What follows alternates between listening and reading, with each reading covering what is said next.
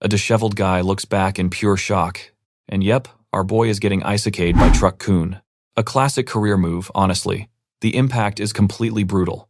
A bloody, devastating crash that instantly ends his current life. But wait, let us rewind a few months to see exactly how he got here. Meet Hajim Sakamorei, a corporate slave, drowning in impossible shifts and zero staff. He tries complaining to his section chief about this totally insane schedule. Bless his heart, the chief just smiles right back. Orders came straight from the company president. Then comes the dreaded shoulder pat, the ultimate sign of corporate doom. His boss reveals the master plan with an absolute psycho grin. Just force the remaining staff to do double the work. Sakamorei protests. He has not been home in 3 days, but the chief ignores him, leaning in with a creepy, "You are so good at this manipulation tactic." Pulling the ultimate power move, he claims the president personally requested him for this exact task. Ordering him to get it done, the chief leaves Sakamorei completely defeated. The clock hits 1 in the morning. You and I have been there, right? He is so burned out, he is seriously considering just living inside his cubicle. Clutching his head, he realizes this absolute soul-crushing workload is actually going to kill him. Suddenly, a noise from the office entrance completely snaps him right out of his despair. Looking up, he spots 2 people casually strolling in. It is the company president looking like a literal cartoon villain with a woman clinging to his arm. The president spots Sakamorei slaving away. He is genuinely shocked someone is still working, busted. The woman instantly mocks him, comparing our guy to some lame student stuck in detention. With a gross cackle, the president agrees. Sakamorei silently seethes about the staff cuts as they point right at him. She straight up calls him incompetent. Zero chill, Sakamorei is completely floored, unable to even process what she just said. They just stand there judging him with the woman casually calling him a total loser. And the president actually praises her brilliant insight. Sakamorei is left just standing there, utterly baffled. Erie suggests they just fire him to save salary money. And with the slimiest grin ever, the president completely agrees and just fires him on the spot. His entire world instantly shatters in one single soul-crushing moment of pure disbelief. Walking off, she gushes about what a strong, decisive leader he is for firing some random employee. Panicking, Sakamorei desperately tries explaining he is only here because of the impossible workload they assigned, but the president just snaps, calling him a useless waste of time. He even promises to buy Erie a designer bag using Sakamorei's saved salary. Absolute trash behavior. I know what you are thinking. He is in total denial, praying this is just some sick joke. The next morning arrives. The city wakes up to another day of corporate hell. And yep, it is 100% official. Sakamorei is formally fired as of today. He tries arguing with his manager that this is way too sudden, but the order came straight from the top. The manager offers empty apologies. There is nothing to be done. Thanks for your hard work. In that exact moment, the full crushing weight of reality hits him like a ton of bricks. Drowning his sorrows, he cannot even remember how many straight days he practically lived at that office. He finally makes it home, collapsing onto his dusty floor. Lying there, he realizes he was just a disposable gear in their machine easily replaced. Yep, his apartment reflects his mental state perfectly. Just a massive wasteland of trash and empty bottles. Then comes the absolute financial gut punch. He checks his bank book, his savings are completely gone. Looking like he has not slept in a decade, he knows he needs a job fast, immediately hitting the pavement. His zombie-like look gets plenty of weird stares. Suddenly, he spots a sign for a job interview. A tiny, desperate glimmer of hope in this corporate wasteland. During the interview, he bows respectfully, even though his eyes look completely drained of all life. The interviewers look like they would rather be literally anywhere else. And so begins the ultimate failure montage, applying everywhere with zero luck. The crushing reality sinks in fast. He is getting instantly rejected before even getting a real chance. Hitting rock bottom, he wonders if anywhere in the world actually needs him. But then, he spots a familiar figure. An older guy in a suit getting into a car. Of course, it is his old section chief, the exact architect of all his misery. Sakamorei confronts him right on the street. The chief looks absolutely stunned to see his former corporate slave. This guy actually blames Sakamorei for the department's mess. Completely floored, our boy has to remind him. You fired me." Then a blonde guy with a highly punchable face leans out complaining. "That is where we leave it. Trust me, you need to see what is next." "Alright, stick with me here." This slimy section chief immediately throws Sakamorei under the bus, blaming him for the whole failing department. The new president squints. Wait a minute. He recognizes him as that overtime loser from the other night. Then this absolute jerk actually threatens to sue our guy for quitting and causing a scene. Sakamorei is stunned. He literally has to remind these absolute clowns that they unjustly fired him. Smirking like a villain, the boss dares him to sue. He knows Sakamorei is completely broke with zero proof. Checkmate. Sakamorei is trapped, and the crushing weight of his powerlessness hits hard. The guy goes full evil boss, calling him a helpless little bug, promised nothing but a lifetime of unpaid overtime. Yeah, something inside our main character finally snaps. Boom, he absolutely loses it, grabbing the president by the tie and screaming in his face. Panic mode activated. The section chief desperately tries to yank his former corporate slave away, but the president just shoves him with everything he has, sending Sakamorei flying backward. He stumbles right off the curb into the street. And yep, right on schedule. Good old Truck-kun is here to punch his one-way ticket to the afterlife. His eyes go wide with pure terror. This is it. Game totally over. One massive brutal crash confirms it. His miserable corporate life ends in an instant. Bleeding out, he watches his bosses literally just run away. His final fading thought, these guys were the absolute worst human beings. Right until the very bitter end. What a brutal way out. Now pay close attention here as he goes cold, his vision fills with glowing embers. But wait, his arm is suddenly perfectly whole, wrapped in these crazy glowing golden particles. Out of nowhere, a white-haired kid with purple face tattoos screams from intense heat. Looking at his brand new body, he is completely and utterly confused. He just stares at those floating embers. Are those his own ashes? The classic isekai journey officially starts. Sakamorei wakes up on a stone altar, asking the million-dollar question. Where am I? His welcome committee. A dead serious shaman wearing a literal skull hat. Naturally, our boy lets out a hilariously high-pitched scream of pure panic. To the shaman, though, this newly arrived kid looks like one pathetic little snack. Glancing down, Sakamorei realizes a huge crowd of robed cultists are kneeling right in front of him. The skull guy starts chanting spooky ritual nonsense and raises a giant club. Yeah, major red flag. As he steps closer, the whole crowd bows flat in an incredibly creepy, ominous ceremony. Truck-kun memories flood back. He is definitely not on Earth anymore. He finally realizes he got reincarnated. But right then, a massive, horrifying shadow looms over him. For 1/10 second, he is just standing alone on his little stone stage waiting. Then boom, the tough shaman suddenly drops down and bows hard. Huge plot twist. Actually, the entire cult is now face down on the floor. Okay, color him very confused. Sakamorei is totally lost. Then a falling branch makes him look up. Enter the real guest of honor, an absolute nightmare of a giant monster staring right at them. We are talking a multi-eyed frog-like demon with a grin screaming lunchtime. You and I both thought he was summoned as a god, right? Nope, the horrifying realization hits. This is the monster's party, and Sakamorei is the sacrifice. Drooling everywhere, the beast opens its massive, toothy mouth to swallow its fresh offering. Sakamorei tries to scream out, hold up, because, sure, you can totally negotiate with monsters. But nope, his brain hits the emergency off switch. He passes out cold, waking up floating in a pitch-black void, completely and utterly lost. He totally remembers becoming Monster Chow. He pats himself down, wait, not a single scratch. Zero context, zero clues. Our boy is just floating in a pure state of what in the world is happening right now. Suddenly, mysterious slime drips directly onto his face. Yeah, not exactly the best isekai start. It gets right in his mouth, but instead of panicking, he thinks, wow, this is sweet. Talk about priorities. Hearing more dripping, he realizes this is no normal puddle. He crawls over and spots the source, a glowing purple pool on a ridiculously fleshy-looking floor. In a move that would make any survival expert cry, he literally taste tests the mystery dungeon liquid. Yep, still sweet, and apparently that is all the proof this guy needs to keep snacking. Literally chilling inside the fleshy stomach of a giant monster, he fully accepts his weird new reality. Extreme hunger kicks in. Hey, the purple goo has not melted him yet, so dinner is officially served. So what do you and I learn here? Free food is free food. He already died once today. What is a little potentially poisonous stomach goo anyway? He chows down. But instantly his vision sharpens. A wild new power is definitely awakening in his eyes. Stick with me here. Suddenly, he can see perfectly in the dark, the fleshy landscape totally visible. He just stares at the gooey glob in his hand. Could this nasty snack really be the cause? Boom. Shock hits him as he realizes he just got a biological upgrade. His vision is completely adapted now, taking in every gross, gory detail of this bizarre new home. Our boy finally connects the dots. Drinking that monster stomach juice literally gave him night vision. Looking at his hands, reality sets in. He is trapped inside the monster that ate him, but he is leveling up. Sakamorei scopes out his new home. It looks like a dimly lit, incredibly gross, fleshy room. Honestly, since he just got swallowed whole, he figures this insane situation makes total sense. A top-down view completely confirms it. He is basically just a tiny speck inside this massive stomach. He casually sizes up his weird new prison, comparing it to a high school gym. Then he actually gives the wall a little poke, his highly scientific conclusion. It feels super squishy. Wow, great analysis.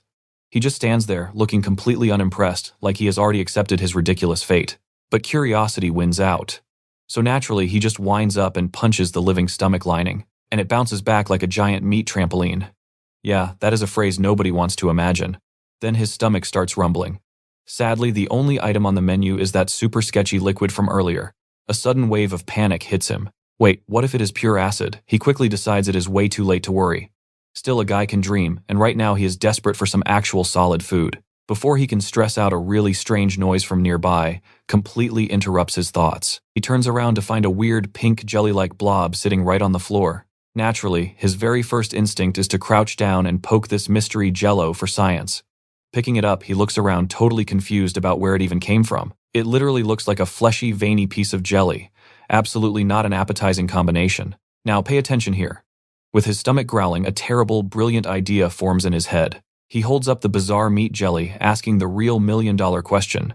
Can I eat this? Figuring he basically died once already, he just shoves the whole disgusting blob into his mouth. And honestly, against all odds, it is absolutely delicious. 5-star dining inside a monster gut. He starts breaking down the flavor like a professional critic. Chewy, melty, and weirdly sweet. Of course, he assumes it is just because he is starving, not because monster meat is gourmet. Now rocking a full belly, he happily explores his fleshy prison before taking a little nap. Right on cue, another juicy piece of mystery meat conveniently drops from the ceiling for him. A few days pass and Sakamorei is already so bored of this routine. Holding his usual jelly meal, he really starts wishing for just a little bit of diet variety. Literally anything else, please.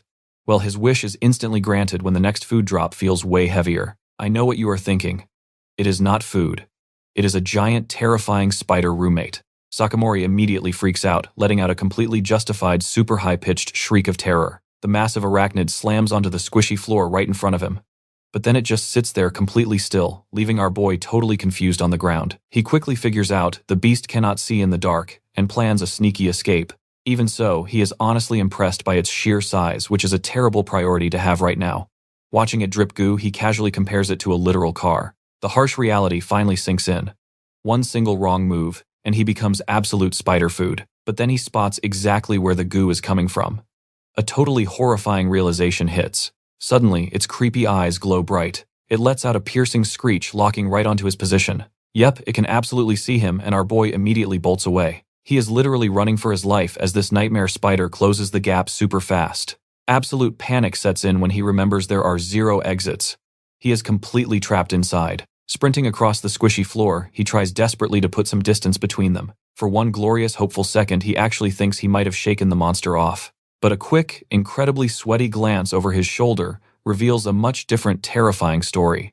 Because that massive fang-filled mouth is right there to say hello. Screaming in terror, he barely ducks as a giant leg swings right for his head. Out of options, Sakamorei throws a completely wild punch and actually connects with the beast. Our boy just stares at his hand, totally baffled that his weak panic punch actually did something.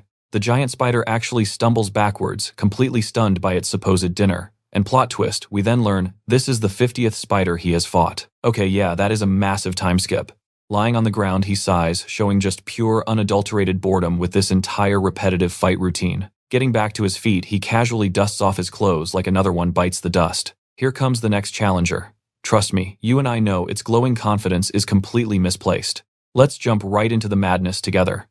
A massive leg swipes down, but Sakamorei doesn't even flinch. He casually one-shots the beast with a single, exhausted punch. Stepping over the fresh monster carcass, he groans. Why do these things just keep on respawning? Then he complains about the real issue. Who is actually supposed to clean up all these spider guts? Turns out he has built a literal mountain of dead spiders in this place. The guy has even developed a sixth sense for dodging those gross dripping monster juices. Staring down at a chunk of monster meat, the gears in his head finally start turning. He realizes this very weird diet is exactly why he has night vision and hits like a freight train. The pieces are clicking. Eating these monsters gave him a massive superhuman stat boost. I mean, how else do you explain this sudden Saitama-level power upgrade? Doing some quick post-battle math, he realizes those spiders are basically armored tanks, and he has been punching straight through them. Now he is playing it smart, using the pile of corpses as a highly disgusting lookout tower. Suddenly, a completely new beast drops down and effortlessly slices an armored spider clean in half.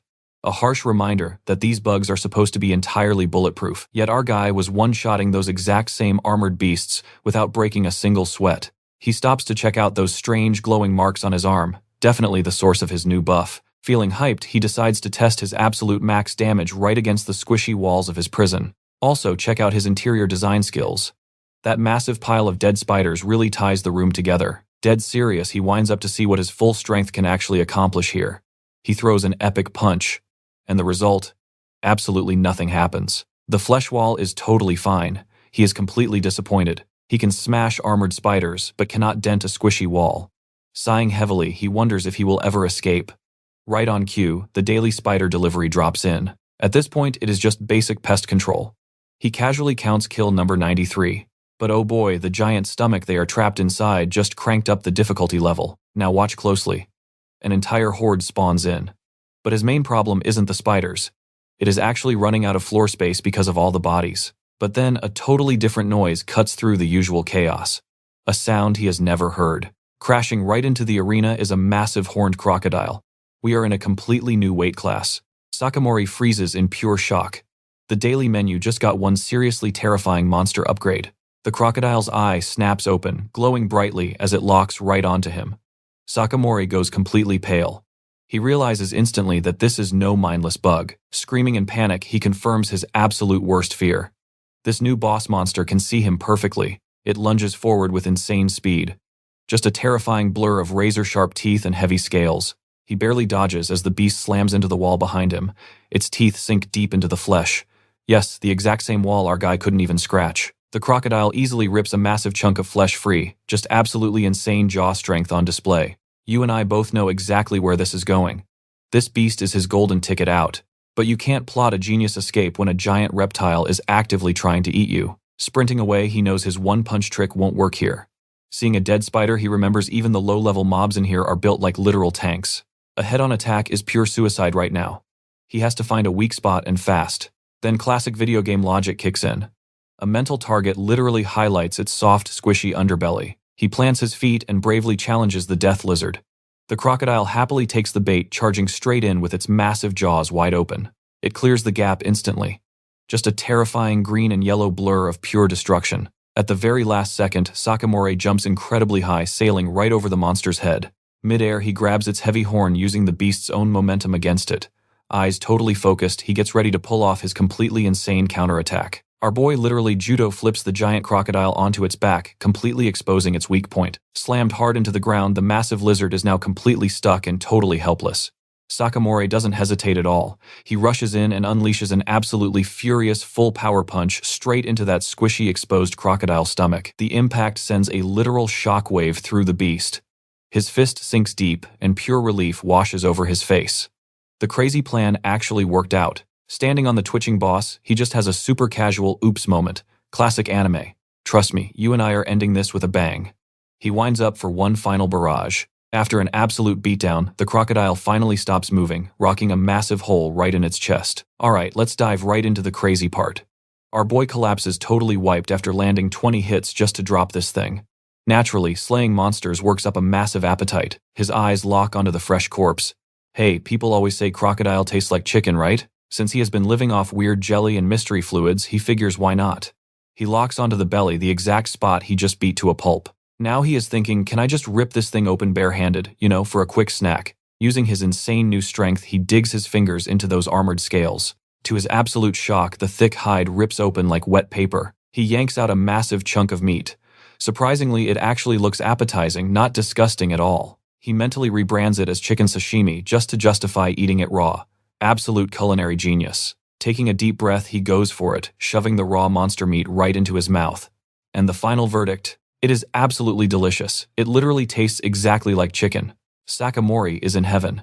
Way better than that nasty mystery slime. Sitting on his kill, he daydreams about proper seasoning, but honestly, he is just thrilled to have solid food. But suddenly, he freezes mid-bite. A look of total confusion washes over his face. Now, pay close attention here. He spots a weird glow coming from inside the dead crocodile, completely pausing his little gourmet feast to investigate this freaky light. Reaching into the guts, he yanks out a tiny glowing golden orb, a literal monster gotcha drop. He gives it a curious little poke. It is totally squishy, so he figures it is probably just another weird organ. So what does he do? Pokes it way harder. Pop, the thing explodes all over his hand. The golden juice splashes straight into his mouth. Panic sets in, but wait, it is not gross. It is this incredible, perfect blend of spicy, salty, and sweet. This stuff is basically natural monster dipping sauce. Suddenly, a brilliant idea strikes our guy. What if he mixes the meat with this new seasoning? The result, a flavor explosion that absolutely blows his mind. He is not just surviving anymore, he is dining like a king, but the joy fades fast when he sees his tiny puddle of monster sauce is completely gone. He tasted the good life, and there is zero chance he is going back to dry plain old monster meat now. He even ignores the sweet water. He knows it would just ruin his new favorite flavor profile. Then his eyes lock onto a nasty pile of monster parts or maybe eggs sitting in the corner. A pure, food-driven motivation takes over. Connecting the dots, he starts literally digging through a giant crab corpse, frantically hunting for more of that sweet liquid gold. After some seriously gross spelunking, Sakamorei finally unearths another glowing flavor orb, and naturally, his very first instinct is to give it a massive lick. Hygiene, totally optional here. This one actually has a citrusy tang, a refreshing change of pace for our new monster chef. Jackpot. He finds an entire pile of them to season his crocodile buffet. Fast forward a few days, the croc is picked clean, and Sakamorei is completely passed out. Laying there, rubbing his belly, he is just so deeply thankful for the magical monster sauce. Suddenly, a very familiar sensation hits him. A massive surge of raw power courses through his veins. You and I both know what this means, right? That gourmet meal gave him a massive stat boost. Smirking, he winds up a test punch aimed straight at the fleshy floor. Boom. This time, the wall actually cracks and splits wide open from the sheer impact. Staring down into the massive chasm, our boy is totally stunned. He looks at his fist in pure shock. Last time he could not even leave a scratch on this place. But the celebration ends fast. Suddenly, the entire room starts shaking like a crazy earthquake. The tremors are so violent he cannot even stand, just getting thrown around like a ragdoll. A deafening roar blasts through the chamber. He clutches his ears in pain as everything convulses: the walls, the floor, even his leftover pile of monster sauce. That roar confirms his absolute worst fear. He has been living inside a giant, super angry monster. He realizes the beast is thrashing because he literally just punched a hole in its stomach. Oops. Suddenly, the fleshy floor gives out entirely, and his whole world tilts sideways. Now he is plummeting straight down the exact hole he just punched. Sakamorei falls into the dark abyss, having a very understandable "oh crap" moment. Splash! His drop ends brutally as he hits something wet. Now he is tumbling wildly through a sea of bubbles, totally submerged deep in the monster guts. First thought, absolute panic. He is trapped inside a giant fleshy water bottle. But then the real horrifying realization hits him. Wait, is this water or stomach acid? Either way, the clock is ticking before he drowns in this disgusting mystery fluid. Just as he tries to swim up, the whole world starts violently spinning all over again. This beast is apparently doing barrel rolls, turning his escape into a nightmare spin cycle. Lungs burning with no air, he realizes this might be the most pathetic death ever, and that is where we leave it. His mind, racing desperately for any way out. He spots the fleshy ceiling above the exact same wall he just wrecked. Pure desperation, or maybe absolute genius, suddenly hits him with an insane idea. Stick with me here. You and I are witnessing a flawlessly insane strategy. Cannot swim. Punch. He winds up another absolutely superpowered punch. Time to give this giant beast some major indigestion. Bam! His fist hits the squishy floor, trying to make a convenient exit. Landing right on the fleshy ground, he locks onto his target and gets ready to shove. With one huge shove, he starts ripping his way right through the gross membrane. He is literally clawing through this monster's internal plumbing. Yeah, absolutely delightful stuff. Busting through, he drops into another utterly disgusting room. Sakamorei lands on his feet, thrilled to escape the water, but right back into hell. Sakamorei knows he cannot chill yet. Time to bust out before this freak does another barrel roll. Remembering that last epic hit, he is super confident his brand new stat boost is totally enough. One serious punch. He is totally sure he can blast an escape route straight out of these guts. He channels every ounce of that crocodile-fueled power into one glorious fist. With a loud shout, he unleashes the ultimate monster indigestion punch. Boom, the impact totally shreds the fleshy wall, ripping a massive hole straight to freedom. Our boy is super hyped about his handiwork, just admiring the perfectly sized exit hole. Now watch this closely. You and I are about to see a crazy exit. Diving in extreme internal pressure violently ejects him. He gets launched out like a literal cannonball riding a wave of, let us just call it fluid. Bam, he is flying through the air, staring at a real blue sky. He is just so relieved to be out until he totally remembers that gravity is still a thing. Plummeting past a lush green forest, he drops towards sparkling water and lands perfectly soft on the beach. Finally, out of the absolute grossest escape room ever. After a seriously needed nap, his eyes slowly flutter open. Welcome to a brand new world. The blazing sunlight makes him shield his face. Honestly, a problem he is incredibly happy to have. One quick pat-down confirms the impossible. He is totally unharmed after all that madness. Chilling on the shore, it finally hits him. He actually survived, but then the next major question drops. Where on earth did he even land? Scanning the horizon, zero sign of the monster. He just shrugs it off.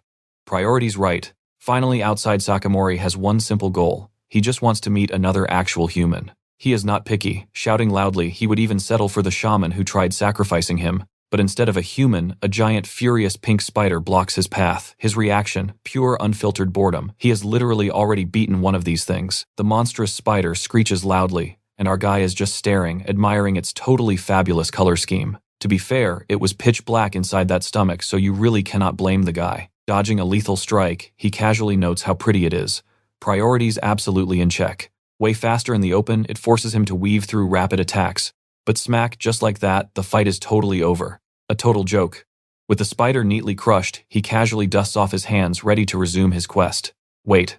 Checking the corpse, he spots a weird glowing flower instead of his precious delicious sauce orb. You and I both feel this pain. Pure panic hits. His absolute favorite condiment is totally gone. Rummaging through the guts, he confirms the heartbreaking news. This spider is completely sauceless. This gets him thinking. Maybe only the beasts inside that other giant freak drop those special flavor orbs. So he tracks the spider's trail, hoping to locate their main source. His little side quest leads him right to a massive cliff, a total dead end. Peering down, he spots a massive, terrifying nest built completely out of rocks and sticky webs.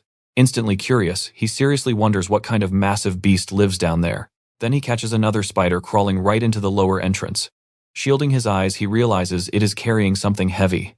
Okay, things just got interesting. Looking closer, he realizes the beast is not just carrying random junk. It is a person wrapped up in thick webs, an unconscious human kid. For Sakamorei, this is an absolutely freaking massive deal. Without thinking twice, he scrambles down the cliff, realizing the beast is taking home a snack. His feet smash into the rock as he rockets down to intercept the monster. The thing screeches furiously, incredibly pissed about the party crasher. Bam! Sakamorei lands right in its path, ready to absolutely throw down for human contact. He immediately yanks the kid free, loudly complaining about these incredibly sticky webs. Classic hero logic right there. Spider crushed, he checks the groaning kid. So where do you and I go from here? Trust me, this rescue mission is just getting started. The kid is totally out cold. Sakamorei is just relieved, hoping he can finally lead him to a town. But stick with me here, that little bit of hope shatters the second a massive spider family rolls up. They stare him down at the nest entrance, looking absolutely starved. Our boy admits, taking down one was easy, but an entire hungry swarm. Yeah, that is slightly overwhelming. The horde of angry pink spiders charges straight at him and the sleeping kid. Sakamorei gets that serious game face on, totally ready for a real brawl. He dives straight into the chaos. Punching and kicking through the massive swarm, he shows off some insane moves thanks to that recent crocodile stat boost. Then he slams the ground with a devastating palm strike, completely clearing out his personal space. Barely dodging a razor-sharp leg attack, he literally uses the monster's own limb as a springboard to launch himself forward. But the sheer number of spiders knocks him right back, hitting the dirt hard. Grunting that it actually hurt, he realizes he is seriously outnumbered. Meanwhile, those spiders are closing in on the kid. Free lunch. Sakamorei bounces right back up, completely furious that these monsters are targeting his only potential friend. Shoving a massive leg away, he screams at them to step back from his precious guide. This is literally the first person he can talk to. No way he is letting this guy become a snack. Fired up with renewed purpose, he dives back into the absolute madness, fists flying everywhere. Protecting someone while fighting, way harder than anime makes it look. So, his solution is super simple. Wipe them all out for a leisurely chat later. One by one, he absolutely wrecks the pink horde until only a single spider is left standing. Area cleared. But his first priority is not the kid. He needs his precious flavor orbs. Pure horror hits his face. None of these spiders drop them. Which leads to one very brilliant deduction.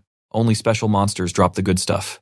Now watch closely because a massive shadow just dropped over the battlefield. Enter the mama bear of all spiders, a totally colossal beast towering right over the nest. Sakamorei just drops his jaw, totally stunned by the size. But his foodie brain instantly connects the dots. This has to be a special variant. The giant spider starts eating its fallen kids while our boy just critiques its terrible manners. One epic off-screen beatdown later, Sakamorei sits victoriously on the boss corpse. He finally found his prize. Leaning back with a satisfied sigh, he confirms it. Seasoning eggs are totally a rare drop. He realizes the boss spider packed a punch, but its big attacks were honestly super easy to dodge. The tiny ones were way faster, making that swarm a massive headache. But his nice post-battle chill quickly gets interrupted. The kid he rescued is basically crying tears of joy, thanking him for saving him from becoming spider snacks. The boy bows deep, straight up, calling Sakamorei his lifesaver, definitely a title our guy is not used to. Sakamorei just asks one simple question. How did he even get caught while running to get help? That question sparks a massive oh crap realization as the kid suddenly remembers his super urgent mission. He asks if Sakamorei is a famous adventurer. I know what you are thinking, but our boy awkwardly admits he is just a professional monster eater. The kid explains their village protector totally collapsed, so he was sent out to find strong reinforcements. Then he straight up asks Sakamorei to save his village, putting him right on the spot. Simple logic. Anyone who wipes out a giant spider horde can definitely save a town. Being called a hero gives Sakamorei flashbacks to his old corporate life. Staring at his hand, he genuinely contemplates the massive responsibility of saving an entire village. Was getting all this crazy power actually destiny? Is this his true main character moment? Clenching his fist, he makes the call. Flashing a confident grin, he agrees to give it a shot. Quest accepted. The kid is completely over the moon, profusely thanking him for stepping up as their hero. But before they leave, Sakamorei says, "Hold up." Looking at the giant spider corpse, he decides it would be a huge waste to just leave it. With the spider family all neatly piled up, Sakamorei gets ready to carve the main course. He tells the kid to watch and learn completely, ready to extract his final flavor orb. But here is where you and I panic. The corpse starts thrashing, and the ground completely gives way, sending Sakamorei tumbling into a new problem. He tries to get one final stomp in a truly ambitious move, while falling down a chasm. The cliffside completely collapses, dragging him and the monster right down into the darkness. And all the rescued kid can do is watch from above, standing there in total helpless shock. Alright, you and I are about to watch Sakamorei realize he is in deep trouble. Just look at his face before he plummets straight down into the pitch-black abyss. He finally crashes down, hitting the ground so insanely hard he makes a personal crater. Sitting up, he groans that it actually hurt. Talk about a massive understatement. But a terrifying shadow quickly falls right over him, because his awful day continues. After desperately clawing his way out of the rubble, he is just thrilled he avoided being buried alive. But this new cave looks weirdly like the inside of that giant beast. Looking back, his escape route is entirely blocked by rocks with zero safe way out. This means his absolute only option is walking deeper into that creepy, ominous darkness ahead. Totally resigned to his awful fate, he accepts the whole walking into the unknown thing. He decides to follow the classic left-hand rule for this maze. Then, heavy guilt kicks in. He literally promised to be a hero and immediately vanished. He just prays the kid stays completely safe until he escapes, before something bizarre grabs his attention. Catching his eye is a massive ruined room containing a spooky skeleton and a super random mirror. He steps up to the glass, totally confused about where the heck he landed. Then he gets a major jump scare from his own reflection. It is a pure horror movie trope. Now pay attention, this is where we actually notice his wild white hair and those strange purple markings. But our guy just shrugs it off as standard isekai nonsense, because literally anything goes now. His focus quickly shifts to the skeleton on the ground, holding a super old book. Crouching down low, he confirms these are actual human bones, which is a pretty terrible survival sign. He smugly guesses the poor dude just wandered aimlessly until dropping dead, finding the whole thing darkly funny. But that dark humor dies immediately when he realizes he is also completely trapped here. His first brilliant master plan is throwing rocks at the ceiling to escape. Luckily, he quickly realizes that is a guaranteed way to trigger a cave-in and suffocate. Staring at his bony new roommate, he sadly accepts that doing nothing means starving to death. Right then, his eyes lock onto the dusty book resting in those skeleton hands. Hoping for a survival clue, Sakamorei decides to borrow the item. He pops it open and shockingly finds the whole entire thing is written in Japanese. This gives him the wild idea that somebody actually translated an Earth book into the local tongue. Flipping through these old pages, he hits the absolute jackpot, a chapter titled How to Use Magic. Sakamorei loses his mind, realizing magic exists. For a brief second, he doubts a Japanese book could teach spells, but then remembers his crazy situation. He quickly decides that in a world of giant monsters, a magic textbook makes perfect sense. Sakamorei grins from ear to ear, guessing this magic stuff might actually save him. Spotting the qualities of a mage chapter, he thinks he struck gold. Turning straight to that page, he is so ready to unlock the secrets of wizardry. You and I both know this classic meme requirement one is staying a virgin until 30. Our guy completely loses his mind, drop-kicking the stupid book across the cavern in pure anger. He glares at the troll skeleton. He simply assumes this dead guy fell victim to terrible internet meme culture, which is tragic. Having absolutely zero other options, he slowly walks over and picks the cursed book back up again. Sitting down with a sigh, he decides to actually read this completely ridiculous textbook properly. Classic mistake. The translation effort is painfully lazy. Then one page literally just tells him to throw the book away. The look on the face of Sakamorei is pure rage. He is so incredibly annoyed by this text, so he happily shreds the pages to pieces, totally done with this absolute garbage.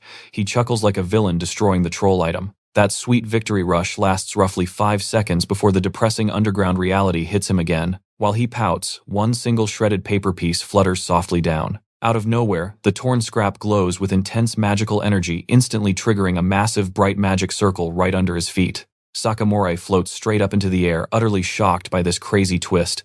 He stares at his floating body in pure, utter confusion. He is just hovering helplessly as the huge circle erupts, screaming about what the heck is happening. The flash of magical light is so blinding he just squints hard. When the light fades, trust me, you and I are not ready for this twist. He just teleported from a cave to a traditional Japanese room. Chilling on the floor is a mysterious girl with insanely long hair, giving him a curious hum. She does not even flinch at his crazy entrance. She casually mentions humans rarely pop in here, which absolutely does not help his completely fried brain process this insane new reality. All with a smug little smile. Alright, stick with me here. She never actually thought a human could pull this off, leaving our guy standing there super awkwardly. He finally scrapes together enough courage to ask who she is. Her answer, zero humility. She claims she is a literal goddess. Seeing his total disbelief, she casually mentions she wrote that troll book. Sakamorei realizes tearing the page summoned her, but he is totally stuck on the goddess claim, so she straight up asks what would actually prove her divine status. Our boy jokes he would believe a wise old man more. She stares at him, absolutely not amused by his little critique. Then boom, magic aura time. She decides to grant his weird wish. She blasts Sakamorei with another blinding flash that catches him completely off guard. Squinting through the crazy glare, he wonders what fresh hell this is. The light fades, and yep, wise old man mode activated. Wild glow up. Old man asks what is wrong, casually dropping that he projected this directly into his brain. Cue massive panic attack. Our boy realizes she can literally read his mind. She reminds him she is a literal deity. This is just a quick outfit change. But Sakamorei still calls cap, calling her incredibly stubborn. Tired of his sass, she decides to appeal directly to his survival instincts. A crushing wave of divine energy drops him to his knees instantly. His eyes are practically popping out of his skull in pure terror. Now pay close attention to this. This pressure, it is way beyond fear. He just wants to completely stop existing right now. Back in her normal form, she smugly asks if he finally respects her power. Shaking, he struggles up, admitting she is something completely beyond human imagination. She teases his denial, but admits that exact stubbornness is why he destroyed the book. Right, he demands to know what that cursed book was even about. Her answer, absolutely infuriating. A prank. Just a prank. He admits that is a pretty mean-spirited joke. She then asks if anyone else here would have actually ripped it up. Sakamorei realizes the truth. Anyone else would treat a foreign text like treasure, wasting years decoding Japanese, thinking it was ancient magic. Only a modern Japanese person would recognize the meme and get mad enough to rip. The ultimate filter. She confirms it was a puzzle only Japanese folks get. He calls her totally twisted. Smiling dangerously, the goddess decides to turn the tables on him. She calls him a little monster, casually bringing up that time he flooded an anthill as a kid. You saw that coming, right? He is absolutely mortified she peeked into his cringe childhood. He screams about mind reading, and she just laughs like it is totally normal. Our boy instantly surrenders, calling her cute out of pure, unfiltered panic mode. He is desperately backpedaling, hands up like he is held hostage by his own cringe memories. Suitably humbled, she asks what power he actually wants. Sakamorei is super confused, asking if the book was not supposed to give magic. She plays innocent for a second, shrugging that magic is totally fine. She compares her divine trolling to rereading an old diary, which is way too casual. He begs her to ignore his dark past, but she finds human drama hilarious. Getting serious, Sakamorei officially requests the power of magic dead set this time. Smiling pleasantly, she agrees. But wait, here comes the catch. She hits him with the classic forced trial requirement. Since he passed the prank test, she offers him one more crazy shot at total greatness. The gamble is simple. Win the trial, double the magic power he would have originally gotten. Sakamorei immediately smells a trap. Way too generous. He asks what happens if he fails. She tells him to chill. Even failing gets him the base power as a nice consolation prize. Literally a win-win situation.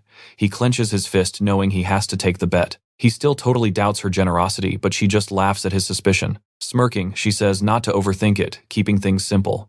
The trial starts with a classic hypothetical. What would you and I want on a deserted island? His answer is totally modern, a smartphone with infinite battery and internet. Stick with me here. A glowing orb of light just pops right into her palm. That orb turns into the exact smartphone he wanted. It floats into his hand, leaving Sakamorei totally stunned by the god-tier same-day delivery. The rules, super simple. She explains that the longer he survives, the bigger his reward. Basically, it is an endurance test. And there is a massive power-up on the line. Looking totally determined, Sakamorei accepts this weird trial without second-guessing a thing. Flashing a super creepy grin, she wishes him luck. He just stares right back, probably realizing her good luck is actually a massive warning. Boom. Instantly teleported to an endless white void. Yeah, this is definitely not a deserted island. A massive wide shot shows him as a tiny speck inside this infinite white nothingness. Wandering through the void, Sakamorei totally feels like a lab rat stuck inside some weird experiment. But wait, he remembers the new phone. A quick check proves it has an infinite battery and a stupidly fast internet connection. Absolute lifesaver. He grins. The internet actually works, which only means one single thing. Epic gaming time. He just kicks back totally relaxed, figuring he could happily live out his days here. So the epic trial begins with our guy just laying there grinding mobile games. He passes out in pure, unfiltered gamer bliss. Phone slips from his hand. After fully maxing out every single JRPG, he has already moved right along to the retro shooters. No eating, no sleeping, no bathroom breaks needed. This right here is absolute peak existence. Now, pay attention because a text box drops showing 10 entire years past. Yep, you and I know that is no weekend binge. The goddess suddenly pops back up, looking super shocked he is still alive. Sakamorei snaps out of his 10-year trance just completely bewildered. She drops a casual, long time no see. Like she did not just abandon the guy for an entire decade. Looking closer, she processes exactly how far gone he actually is. It finally hits her, our guy has totally forgotten who she even is. His brain is literally just pure static. She is absolutely thrilled, comparing him to a forgotten summer bug in a drawer. She asks how long it has been. He mutters she should know. He guesses 10 years. Her smiling confirmation makes his jaw hit the non-existent white floor. Our boy is deep in denial, but she just counters with a super smug smile. She tells him to check his precious phone, since it should have an operating time log. The black phone sits there on his lap holding 10 years of life. She helpfully says to check the settings. Divine phones track everything. She teases him for loving the phone more than her, and honestly, he totally agrees. Checking the settings, he spots the uptime. 90,116 hours. Absolute insanity. While he panics, converting those hours into years, the goddess just laughs at his struggle. The math works out to a horrifying 10.28 years. Sakamorei instantly drops into pure catatonic shock. We both felt that shock, right? Meanwhile, she just laughs smugly, confirming the decade. Still reeling, he gets called a troublemaker just for surviving. She casually drops that most people go totally insane in 3 days, which he totally gets. Without that phone, he would have been a screaming mess torn apart by the endless white void. Sakamorei admits he thought he would only last 72 hours, even with unlimited internet. Delighted by that thought, she warns him yet again to stay right out of her head. Surprised herself, she admits she only planned a 10-day trial. She drops a super casual congratulations, leaving our poor guy staring totally blankly. His poor brain is still buffering when she confirms the obvious fact. He passed. Sakamorei thinks it was way too easy. She instantly calls him out, reading minds again. Now for the epic part, she asks what magic he wants, and he takes a solid second to seriously weigh his options. Hand on his chin, his imagination goes wild, picturing himself wielding every element like a total boss. But his request is super simple. The strongest human alive. She calls that humble, giving him a look, meaning he knows absolutely nothing. Our boy is so confused, wondering how on earth that is considered humble. With a confident little smile and a sharp snap, she agrees to make it happen. He already figured out the snap was just for dramatic flair. She is wildly powerful. To demonstrate, the goddess summons a massive lizard monster just crackling with dark purple energy. It casts high-level magic with a glowing circle. Sakamorei is floored seeing actual magic. Trust me, you and I are going to want to see what comes next. A beam of absolute destruction blasts out from the spell, setting off a massive explosion miles away. Stick with me, you and I just saw our boy left completely speechless by this power. Then this goddess voice echoes in his head, totally mocking his humble wish to be the strongest human. Sakamorei just smirks. He finally gets it. Being the strongest human. That is a super specific and honestly useless title. Meanwhile, another giant monster starts rampaging nearby, setting the entire forest completely ablaze. Sakamorei just watches from a distance, treating this kaiju-level destruction like a little kid throwing a tantrum. He figures his new human powers do not work on monsters, so he decides to sit this one out entirely. But as this beast keeps thrashing wildly and destroying everything in its path, he suddenly hears a massive crash. He looks over and sees the splintered, ruined remains of an actual building. Pure horror hits him. That giant monster really just flattened an entire family house into dust. His hero conscience finally wakes up, and he sprints straight toward the chaos without even a second thought. Flaring with a bright golden aura, he literally runs straight down a steep cliff face. He leaps an absolutely impossible distance just to reach the scene of destruction waiting down below. He touches down hard but completely freezes at an unexpected sight. Some random little kid is just standing there asking if our overpowered guy is the one who is okay. A quick flash shows the truth. The mother was just seconds away from getting crushed by the monster. Sakamorei stares at this terrified kid, realizing he just accidentally walked straight into a full rescue mission. An exhausted villager stumbles from the woods, totally relieved the kid is safe. And suddenly, Sakamorei connects all the dots. That giant lizard is why this kid needs saving. The villager takes off yelling at the kid to evacuate the entire village right now. But when Sakamorei arrives, the whole village is already burning, and a massive cat beast is sitting right on top of a temple. Now watch closely.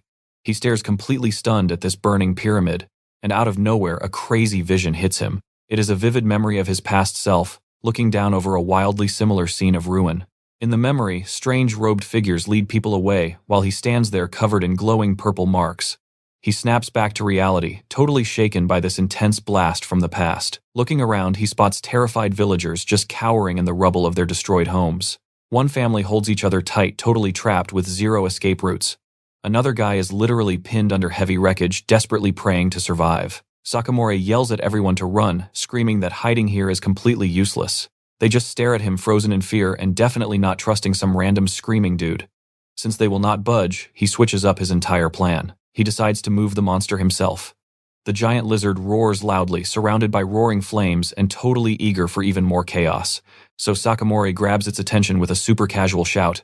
Instantly, all three of its creepy giant eyes lock dead onto him. He holds his ground, flashing a cocky smirk and taunting the beast, absolutely pumped for this showdown. But the monster totally ignores him, charging straight for a fleeing mother and child instead. Sakamorei is forced to sprint after it. It turns into a high-speed chase.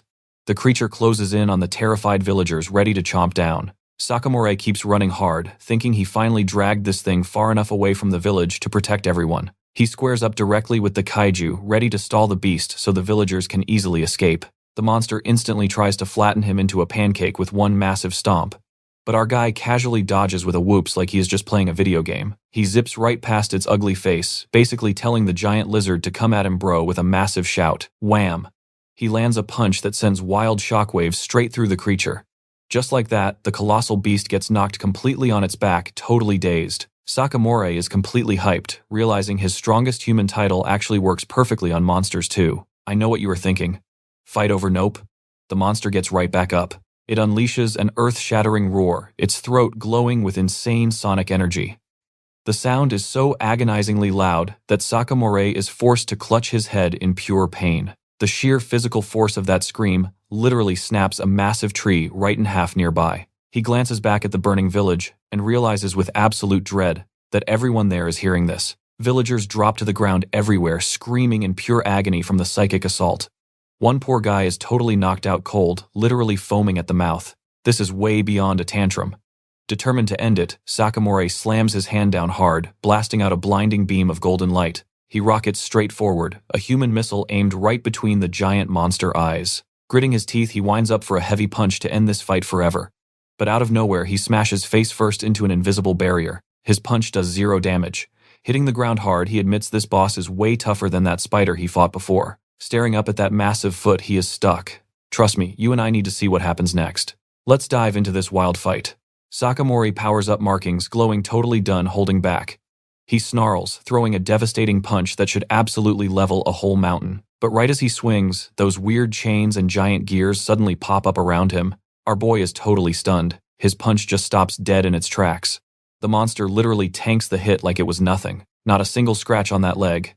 The beast skids back from the force, but honestly, it looks way more annoyed than actually hurt. A massive shockwave still erupts from the impact, ripping straight through the forest and leaving Sakamorei down. He mutters that he actually broke his own bone, throwing that punch. He's completely baffled, replaying it and wondering what the heck just happened. Frustrated, he pushes himself off the dirt, definitely not ready to quit just yet. The The ground explodes again as the fight resumes with another heavy, earth-shattering impact. He throws another punch at its tail and boom, those chains instantly appear. Then a kick, also held back by that exact same invisible force. Landing hard, he just stares at his own limbs, totally confused by this massive sudden nerf. It finally clicks. Every single time he tries to go full power, something actively blocks him. Glancing back at the terrified villagers, he knows he has to stop this beast. Limiter or not, the monster's giant claw crashes down. It isn't waiting around. Sakamorei gets completely launched into the sky by the sheer crushing force. While totally airborne, he winds up for a desperate counterattack, unleashing a huge war cry. But there they are again. Those annoying chains materialize, binding his power when he needs it most. Now pay attention here. A horrifying realization hits Sakamorei because that giant lizard is charging up another one of its absolutely insane magic attacks. With his power markings flaring, he knows he is completely outmatched by this monster. The creature unleashes a massive beam of pure destruction right at his face. The attack slams into the dirt, sparking a cataclysmic energy explosion. It leaves behind a massive smoking crater right where he was just standing. Smirking in the crater, Sakamorei admits the monster totally predicted his hesitation. But honestly, he has absolutely no idea how to actually win this fight. Suddenly, the goddess just pops up in a flash of light with a cheerful "my bad." Our boy is completely lost. She says it is easier to show him grabbing his wrist for a hands-on and probably very unsafe little demonstration. A massive burst of golden energy launches them both straight into the sky, rocketing so high. They become just a tiny speck of light above the battlefield. Down below, the beast just stares up, probably wondering where its chew toy went. Even another long-necked monster is drawn to that massive pillar of light. It seems to have originated from this insane swirling chasm carved deep into the earth. Back down on the ground, Sakamorei stares at his hand in total disbelief, asking what happened. Pure shock hits his face as the glowing marks flicker. Looking at his arm, he realizes those epic power-up patterns are literally fading away. The goddess casually explains those marks were a sacrifice crest. They vanished when the predator did. He's just trying to process his total defeat when she asks why he's here. Reminding him she can go anywhere, he just demands to know her actual purpose. Striking a super cheerful pose, she announces 3 very important reasons for her sudden little visit. First, his body got totally clogged with way too much power. She is performing some divine maintenance. She acts like this is the kindest thing ever, and he just asks for reason number 2. Reason 2, she is just incredibly, profoundly bored. Oh yeah, a truly comforting motive right there. You and I saw that coming. She instantly calls Sakamorei out by literally reading his mind. For the grand finale, she snaps her fingers, revealing the 3rd point. This trial was all about endurance. The longer he held out, the more power he gained. A light bulb goes off for Sakamorei. He realizes he hasn't actually surrendered yet. The goddess smugly confirms this realization, acting like this was her master plan all along. He complains her rules are way too vague, but she just finds his total frustration hilarious. She claims she came to ask about his surrender. He points out it is a little late. Laughing hysterically, she agrees, he is right. He mutters she isn't thinking at all. Now, she has just decided to watch his struggle front row for her amusement. Getting back on track, Sakamorei asks if they can finally fix his power. He mentions he earned 10 solid years of power. This is hilariously visualized by him just chilling on the ground, happily kicking his feet in the air. He clarifies that as long as he never gives up, his power just keeps growing forever. So what do you and I take from this? She agrees to watch his endless trial. So, stick with me here. She offers to be his guide, but there is one massive catch. Just once. She promises to keep him breathing, simply to watch him suffer, and he just smirks. So this is purely for your entertainment. Sakamorei flips the script. He grins, asking what he gets out of it if he puts on a truly spectacular show. Completely amused by his sheer nerve, she genuinely considers what kind of crazy blessing to grant him. But suddenly, their whole divine chat gets interrupted by that village kid rushing over. Looking down from the ledge, the kid stares up in awe. Did he actually just beat that giant monster? Our guy just shrugs it off. Yep, he took down the massive beast. Completely no big deal. The kid totally breaks down. Sobbing his eyes out in pure relief, he grabs Sakamorei by the hands, screaming that he is their ultimate savior and hero. Now watch closely.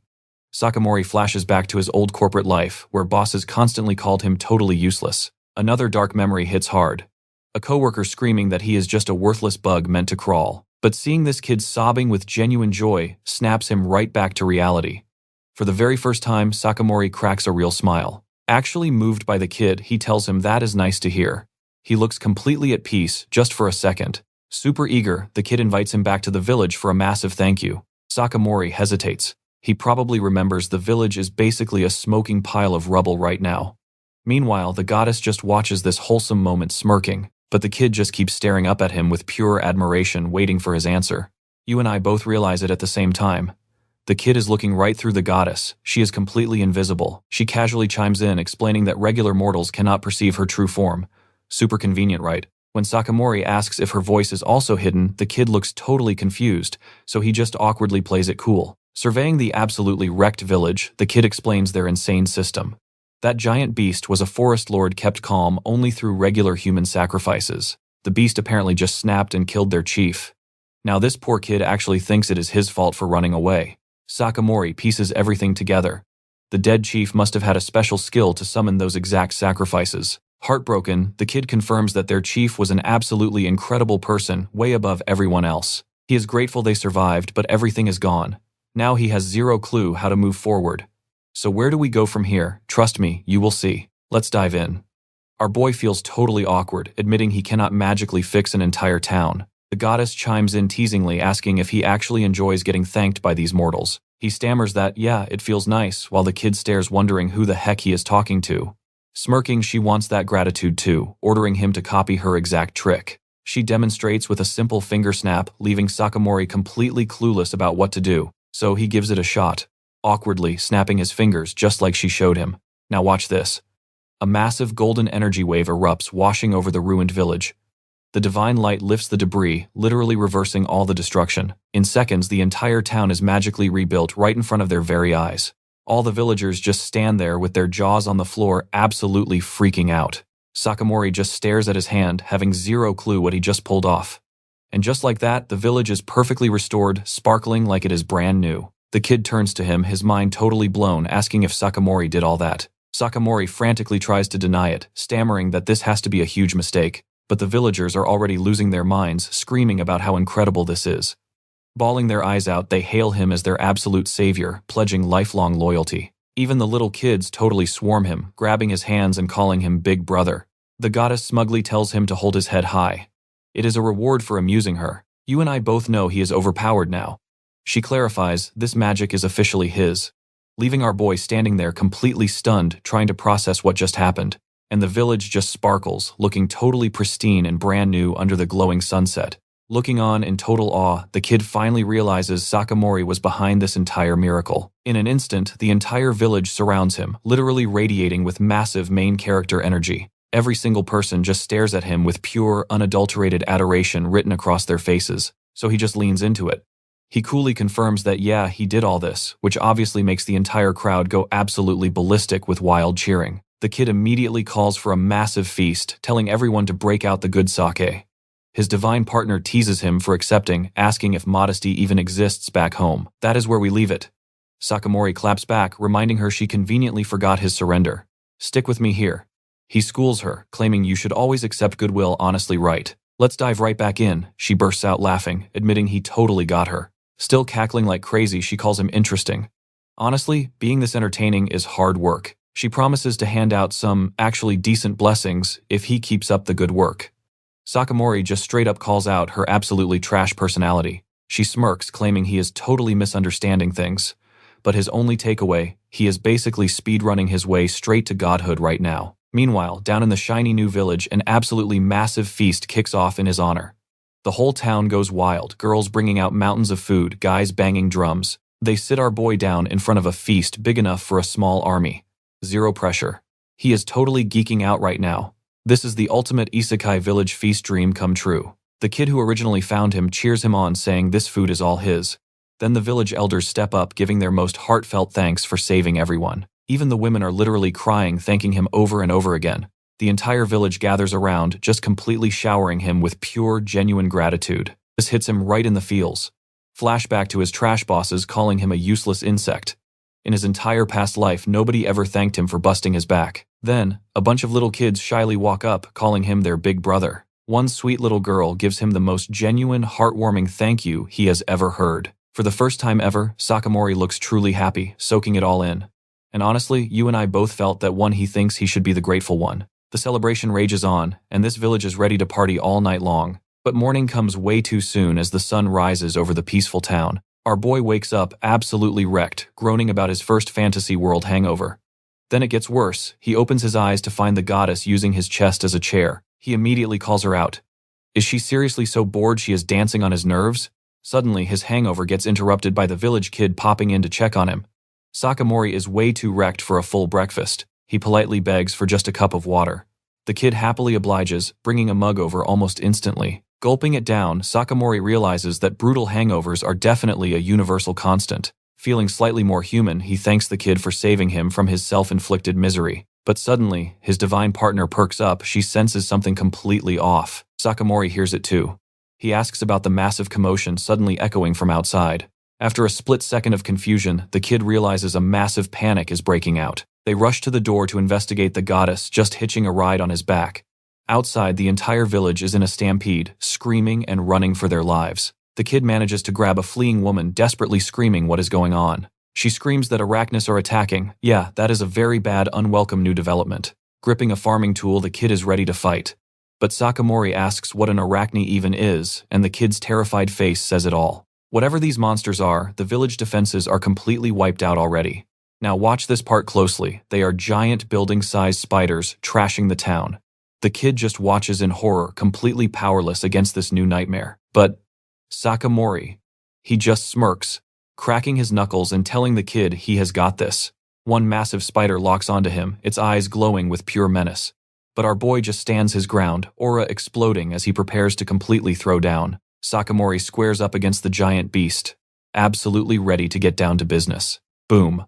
With one earth-shattering punch, he sends a massive shockwave that obliterates the entire swarm. The villagers scream in absolute mind-blown disbelief at what they just witnessed. He casually dusts his hands off before a literal mountain of dead spiders. Problem totally solved. Playing the cool hero, Sakamori tells the grateful crowd to just treat the injured. The kid thanks him over and over, completely amazed that everyone actually made it out alive. Our boy just shrugs it off with a confident little smile. Just another Tuesday, right? But the kid is so confused. Why did these spiders attack when they have never come near the village? Sakamori explains that with the forest lord gone, the ecosystem is collapsing. But honestly, his real priority right now is digging through spider guts for a rare seasoning egg. He pulls out a glowing golden orb, totally psyched that he scored one on his first try. The kid, meanwhile, completely loses his mind at the sight. Sakamori is just like, wait, this little seasoning egg. He is totally oblivious to the kid panicking. With pure desperation in his eyes, the kid suddenly asks if he knows how to find an elixir. This golden orb in his hand is radiating immense holy light, and the poor kid is standing there absolutely bug-eyed with pure shock. And that is where we leave it. Sakamori just wants his seasoning egg. Let's dive right in. The kid's question hangs in the air while that orb glows, and our guy just asks if it is actually worth that much money. He completely thinks it is just premium food. The kid absolutely loses his mind, yelling that our guy has no clue what an aresia actually is. Sakamori just blinks blankly. What the heck is an aresia anyway? The kid explains, it is a crazy, rare miracle drop that cures illness and boosts vitality. His goddess partner instantly offers to just make him one. Totally ready to ruin the economy, he tells her to chill. Mass-producing these things would instantly crash their market value. Meanwhile, the poor kid is completely hypnotized by the single golden orb he is holding. The kid offers it back, but Sakamori thinks he is being handed some weird fantasy world aphrodisiac. But the kid clarifies, just one of these buys enough supplies to survive the brutal winter. It finally clicks for Sakamori. His weird seasoning egg is literally a winning lottery ticket. So what does he do? Casually hands the priceless artifact back to the stunned kid. He just holds it out like a piece of cheap candy. Absolutely no big deal to him. The kid goes into a full meltdown, screaming his lungs out in total shock. Sakamori just shrugs it off as basic seasoning, earning some very tearful and completely heartfelt gratitude. And just like that, the entire village starts cheering for him as their savior all over again. But then he and the goddess sense something coming their way, totally killing the party vibe. The mood instantly drops as heavy wheels crunch along the dirt path. A full-blown noble carriage with heavy armed escorts is rolling right toward their peaceful village. A villager spots the crest. It is the local lord, and absolutely nobody is smiling anymore. Now pay close attention here. The carriage stops right at the entrance and everyone is sweating. The villagers are completely frozen, faces pale with absolute dread. A guard steps up and knocks on the heavy wooden door, loudly announcing his boss has arrived. Out steps the most pompous-looking guy you have ever seen, the official royal tax collector. He gets right to it, asking an elder if the village chief is dead. Super sensitive guy. A massive wave of shock hits the crowd.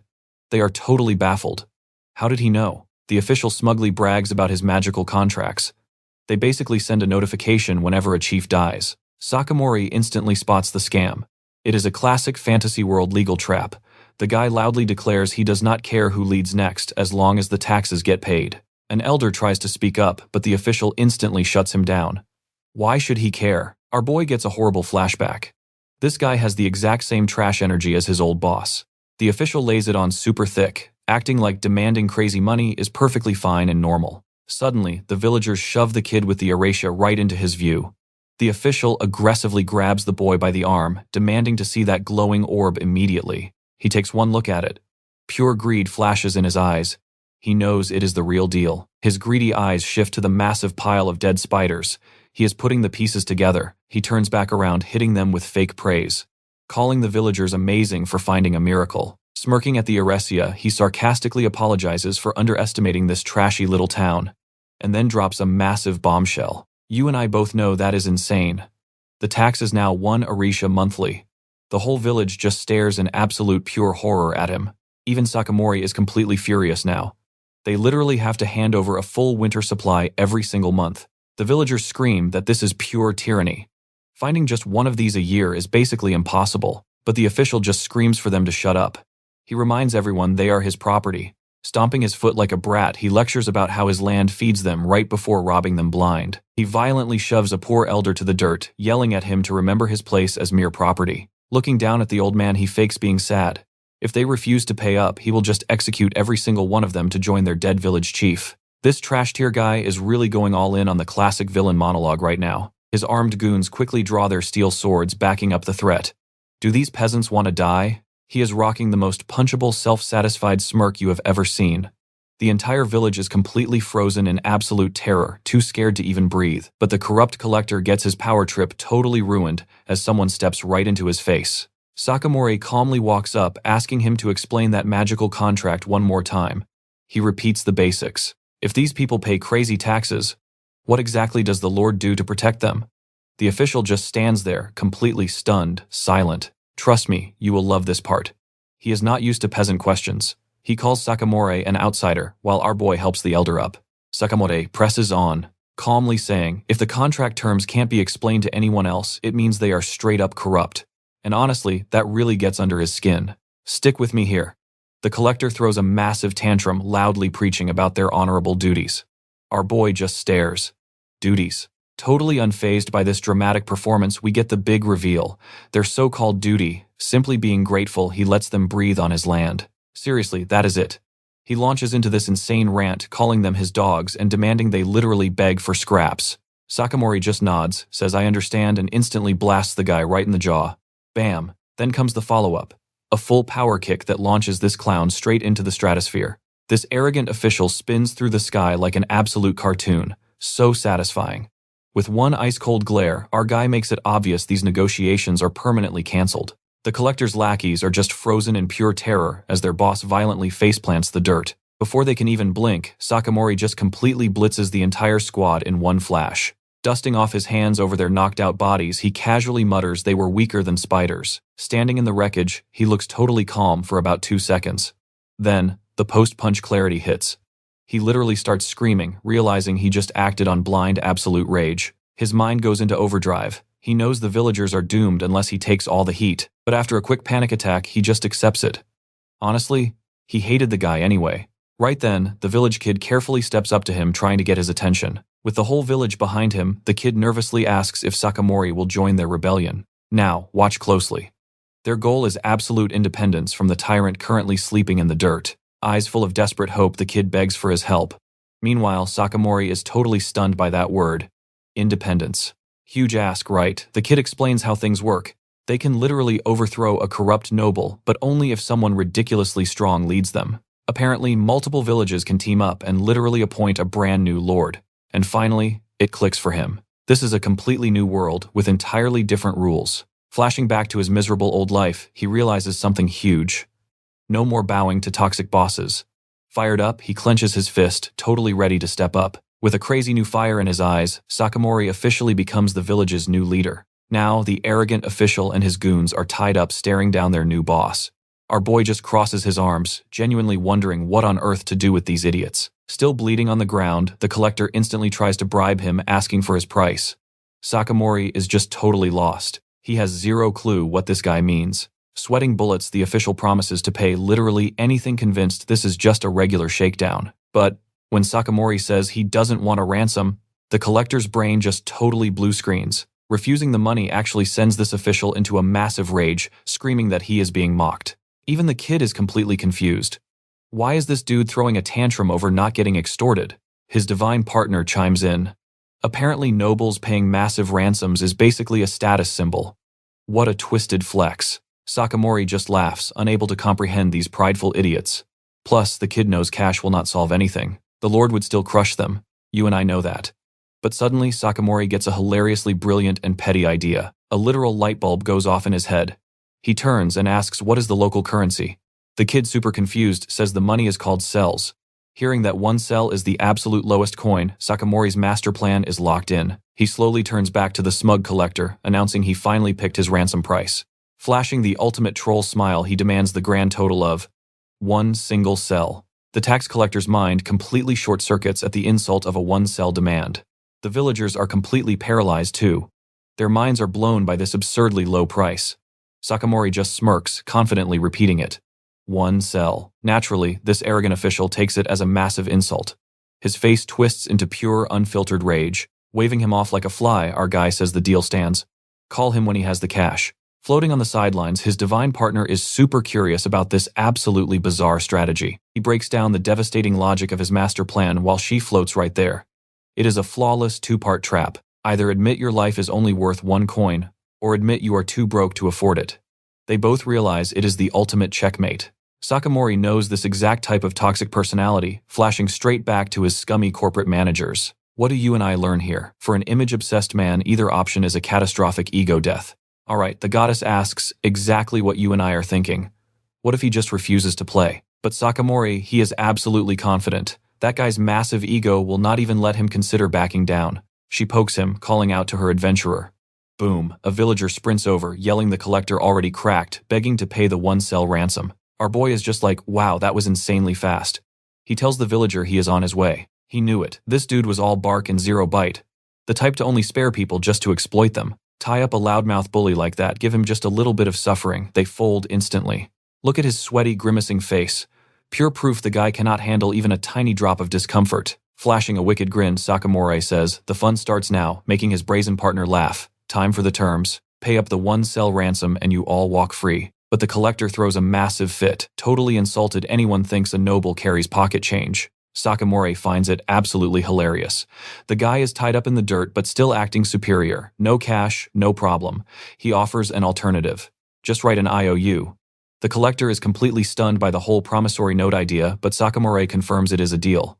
Suddenly this guy is all smiles. He really thinks he just found a super easy way out of this humiliation. Sakamorei flashes the most devious troll-level grin imaginable. Oh, he is loving every single second of this. He asks for pen and paper, and the local village kid chimes in saying he knows exactly where to look. They grab some parchment for the official signing ceremony. But pay close attention here because this twist is wild. No pen. The collector must sign in blood. Sakamorei straight up taunts him, saying he is free to go buy a pen himself if he wants. The kid helpfully chimes in. The nearest town. A 6-day round trip on foot. Actually, wait. More like a full week, a whole week lying tied up in the dirt, absolutely miserable. Faced with that terrible option, the collector instantly folds, screaming he will do it. Someone tosses him a small knife to get that ink flowing. The village kid freaks out about handing a captive a literal weapon, but Sakamorei says it is perfectly fine. The collector definitely considers doing something stupid with that blade. But then, Sakamorei drops the ultimate checkmate. If he tries anything, they will tell everyone his lord is too broke to afford a 1-cell ransom. Besides, our boy casually adds a tiny little knife, would not even make a difference against him anyway. So the collector is stuck with a knife and his shattered pride. Sakamorei orders him to hurry up and sign the blood IOU. His face is a pure masterpiece of unadulterated rage and humiliation. But suddenly, snap. The collector gets an idea. Or maybe his brain just broke. Our boy just stands there totally unfazed while watching this villain's pathetic little meltdown. Meanwhile, the rest of the village is just collectively losing their minds over this whole situation. Standing tall, this collector grandly orders his ropes untied, acting like he just won the lottery. You saw that too, right? Everyone is totally baffled by his sudden attitude shift. Turns out this diva refuses to use his own noble blood. So he literally uses one of his goons as a living inkwell instead. Problem solved, anime logic style. Sakamorei cheerfully grabs the signed IOU and hands it to the village kid for safekeeping. The kid asks if he should check it, but our boy casually says, there is absolutely no need. He loudly declares if it is fake, they will just tell everyone the Lord is too broke to pay one cell. His goddess partner points out the hilarious truth. Sakamorei cannot even read their language anyway. Deal done, the ropes hit the dirt. As they leave, the collector screams empty threats, while Sakamorei just gives a friendly wave goodbye. But the village kid is still anxious. Is a simple piece of paper really enough to protect them? Sakamorei steps in explaining, this promissory note is actually the village's ultimate shield. He knew from the start, this guy was obsessed with public image. His worst nightmare is the world finding out his life was valued at one single cell. Boom. The villagers finally get it. That level of shame would instantly vaporize his authority completely. Sakamorei explains that this blood-signed note is their ultimate unshakable proof. One cell value, but the psychological damage, absolutely priceless. Overcome with emotion, the village kid literally hails him as their ultimate savior. Looking at their brand new hero, the entire village just absolutely erupts in cheers. Meanwhile, his divine partner is totally losing it, laughing her head off at his pure genius. You and I just watched pure genius. Now Sakamorei announces their next big goal, raising funds for independence. Come along with me for this hilarious mess. He and his floating partner take a forest walk. He grabs his hair, complaining it's getting way too long. She just flies circles around him, teasing the absolute heck out of his silly human problems. To prove her point, she shows off her flawless, divinely controlled hair. An absolute flex. He admits you never truly appreciate things until they're gone. Impressed, she hits him with the ultimate divine blessing, a lifetime guarantee against going bald. Sakamorei immediately bows in deep, genuine gratitude. Seriously, this is the most important blessing ever. She promises to protect his hairline forever, leaving him wondering what this offering costs. Suddenly, a stray spider in the bushes catches his eye. With a casual yo, he sprints straight at the ugly monster, without even a second thought. One devastating punch. Boom. The creature is completely obliterated. Standing over the messy remains, he grumbles that his target is missing again. But then, shocker, he realizes the dead spider dropped something incredibly valuable. His tiny partner explains it's a rare energy compound. Basically, a monster guts protein shake. She tells him these compounds are super concentrated nutrients, only found inside very specific creatures. This glowing stuff is called Alentia, a seriously rare top-tier monster drop. Sakamorei panics fast, assuming it's some kind of deadly poison. She just laughs at him. Turns out it's so wildly potent, it acts like a fantasy world aphrodisiac. Wait, what? He realizes he's totally been exposed before, and she confirms his body built up a solid resistance. She calls him insanely lucky for finding rare beasts, but he seriously doubts that. Watch closely here because another lucky find just showed up, a giant, incredibly angry spider. Bam! With one single explosive punch, he takes out the brand new problem completely. But the fresh spider corpse doesn't drop his desired loot, much to his bitter disappointment. He keeps digging through the messy remains. Just when it seems like a total dud, he finally spots it, the tiny glowing orb he desperately wanted. Pockets full of loot, his partner asks if he's gonna eat it. Nope. Our boy declares these are strictly military supplies. Dreaming of a future completely funded by monster guts, he explains his village needs a massive stockpile of weapons. With absolutely zero trained soldiers around, giving everyone proper defensive gear is the next best option. His goddess partner switches gears suddenly, asking why he always insists on fighting up close. Sakamorei looks totally baffled by the question, clueless to her point. As she explains, he casually gathers a massive ball of crackling energy in his palm to show off. He then unleashes a massive energy wave, carving a giant trench straight through the entire forest. The devastating blast erupts into the sky, proving his arsenal is way more than just simple punches. The crazy aftermath is a massive pillar of light that literally tears a hole in the sky. You and I both know that was overkill. Sakamorei just stares at his hand like oops, while she teases him for having absolutely zero control over his own raw power. So he dares to ask if she controls hers. Taking that extremely personally, she declares she's about to show him the true terrifying power of a god. And her ultimate divine power, a tiny electric energy poke right to his nipple. Absolutely incredible. While he screams that this is definitely not fan service, she's just dying of laughter in the background. He begs her to stop wasting god energy on stupid pranks, but she's clearly having way too much fun. Right on cue, another massive spider blocks the path. Of course it does. His partner smugly hints that maybe, just maybe, blowing up their nest made them a little mad. Getting completely serious now, Sakamorei preps his hand for a much more focused style of attack. He visualizes his power like a faucet, trying to perfectly adjust the flow instead of just blasting wildly. She eagerly hypes him up, completely excited to see what insane thing happens next. The nasty spider is just as ready to brawl, screeching loudly as it charges straight at them. Sakamorei forces himself to focus, aiming his palm right at the incoming threat. A tiny super-condensed ball of energy sparks and crackles to life in his hand. Instead of a messy wave, he fires a razor-thin, precise laser beam straight from his palm. The bright beam shoots forward, heading right for the monster. Perfect aim. It hits the spider fangs head-on, and the ugly creature doesn't even have time to react. Boom, the monster head just completely explodes into a gory mess. Talk about an epic critical hit. Sakamorei actually gets thrown backward, completely stunned by the insane force of his focused attack. The raw recoil of his own laser blast sends Sakamorei flying right onto his back. Then it just starts raining nasty spider guts everywhere. A truly disgusting victory shower. Now he's stuck washing monster bits off in a lake, grumbling about his terrible power control. Makes you think, right? Scrubbing off with weeds, our guy clearly has absolutely zero finesse. Let's jump back in. His partner jokes, this is pure fan service, but he shuts that down instantly. She then tries sparking a reaction. Hey, I am a woman, just in case he somehow completely forgot. But our boy is completely over it. He cannot exactly hide his inner thoughts from her anyway. She absolutely eats up that comeback, handing out bonus points for the solid burn. Still super annoyed by his dripping wet hair, Sakamorei decides it is time for a quick trim. Wringing out his soaking clothes, his partner seriously wonders what crazy idea he is planning now. He just whips out a hunting knife, cheerfully announcing a DIY haircut. Blade totally poised, he gets ready to snip off that one extremely annoying lock of hair. The second that sharp blade touches his hair, a massive, blinding flash of pure energy. It instantly erupts into a huge explosion right in his face. What could go wrong? The result? A wild, extremely spiky new hairdo that leaves him completely and utterly baffled. His partner finally explains, his hair naturally releases energy, a fun little fact that would have been useful earlier. Apparently it stores some kind of insanely dense special biological energy concentration inside. She basically calls him a total anomaly in this entire world. Honestly, not exactly breaking news. Elsewhere, some fancy-looking dude with a pet lizard casually inspects a coin. Meanwhile, back in the forest, another giant spider charges right down the path, ready for round 3. With this next giant spider rushing in, Sakamorei blatantly taunts the monster into charging straight at him. He then calmly plucks a single strand of his explosive new hair. A crazy plan is clearly forming. Now pay close attention here. Crouching with a confident smirk, he tests out this bizarre new weapon. Using a log for leverage, he prepares to launch the tiny, volatile projectile. That single explosive hair goes flying through the air, aimed directly at the massive rampaging monster. It lands perfectly right in the spider's path.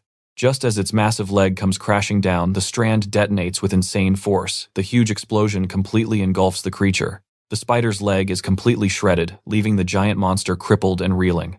His partner then asks if he finally figured out exactly what makes his crazy hair go boom. Sakamorei explains the catch. Hair only explodes when forcefully cut or pulled. Naturally shed strands are complete duds. She cheerfully calls his fallen hair totally useless. Ouch. That phrasing feels just a little too real. This painful revelation makes him bow down eternally, grateful for her magical anti-baldness blessing. Knowing the rules, he starts brainstorming ways to weaponize his explosive follicles. But wait, he realizes there is a major problem. The plucked hair only explodes after a set time or upon strong impact. The main issue.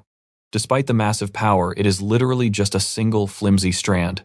When he tries throwing it like a weapon, the thing just flutters pathetically through the air. He concludes it is basically a weak, lightweight landmine. That makes it incredibly difficult to actually use effectively. I know what you are thinking. His partner suddenly asks if holding onto that thing is actually a good idea. She casually reminds him about the timer. Pure panic hits as the tiny hair in his hand starts glowing red. He chucks it away just in time for a distant explosion, furiously yelling at her for the super late warning. Following that explosive little adventure, Sakamorei finally makes his way back to the village. He angrily grumbles about, almost blowing himself up, while his partner is practically dying of laughter. That same village kid from earlier spots him right away, loudly giving him a total hero's welcome home. Turns out all this lively commotion is because the new weapons they ordered have finally arrived. It is an entire spread of swords, spears, and daggers for their brand new militia. Sakamorei checks in with the kid to confirm the shipment, trying to get a solid read. A super smug-looking merchant named Basil proudly stands over the fresh delivery. Basil immediately sizes him up with major skepticism, asking if this kid is really the new village chief. Playing it diplomatic, Sakamorei introduces himself and offers a friendly handshake, but the merchant just gives a dead-eyed stare. Touching hands is clearly way beneath him. This guy's eyes completely narrow, ruthlessly scrutinizing our boy from head to toe. He instantly clocks Sakamorei as a total outsider, and trust me, that is not a compliment here. Sakamorei openly admits it immediately, feeling that distinctly hostile, super unwelcoming vibe from the merchant. Basil simply shrugs it off. As long as the money is good, he honestly could not care less. The kid excitedly asks if the trade went smoothly, revealing they actually paid with rare Alentia. Our boy plays it extremely cool, assuring him they got the weapons just fine. But taking one quick look at his serious face, he has already spotted a major problem. He loudly points out that for the huge price paid, this gear is absolute junk. This is brand new information, and the poor kid just looks completely stunned. Basil loudly scoffs. He claims for this much iron, it is basically standard quality. Just deal with it. The village kid is totally amazed by all these new weapons. But Sakamorei, he has already got his thinking face on. You gotta wonder too, right? Why is this merchant acting so intensely hostile when the trade rate itself seems totally fair? Alright, stick with me here. Basil instantly gets defensive, telling them to cancel the deal entirely. This guy actually starts whining about traveling all the way out here playing the massive victim. Sakamorei catches on immediately. This sleazy merchant just wants to pull off a quick one-time scam. In Basil's head, stringing together small safe trades beats gambling on some random nobodies anyway. He condescendingly brags that remote country folks could never grasp his genius business logic. He complains that moving rare items is a total headache, so giving a fair price, unlikely. He just rambles on about how these one-off chances with country hicks are totally worthless. Sakamorei suddenly looks enlightened while the poor kid just stresses out. Our boy calmly asks the kid if they know any other merchants, the ultimate bluff call. Basil just laughs, smugly swearing that nobody else would pay more for their Alentia. Now watch this closely. Sakamorei pulls out 2 more glowing orbs, completely flipping the script. The merchant's jaw physically drops to the floor, his greedy little brain completely short-circuiting. Even the village kid is absolutely paralyzed, staring at this impossible wealth. Flashing a cocky smile, Sakamorei casually calls it today's share. Like it is nothing, he hands the shiny orbs right to the kid in front of him. Basil loses his mind, sputtering out the word today's as his entire worldview shatters. Sakamorei tells the kid to buy food supplies since they absolutely need war reserves right now. But the kid still hesitates, sweating over the idea of backing out on Basil. Sakamorei just waves it off, casually dropping that they can grab Alentia whenever they want. Hearing that completely breaks Basil's brain, throwing him right into a full-blown panic attack. This greedy scammer is literally shaking, realizing the absolute fortune he just threw away.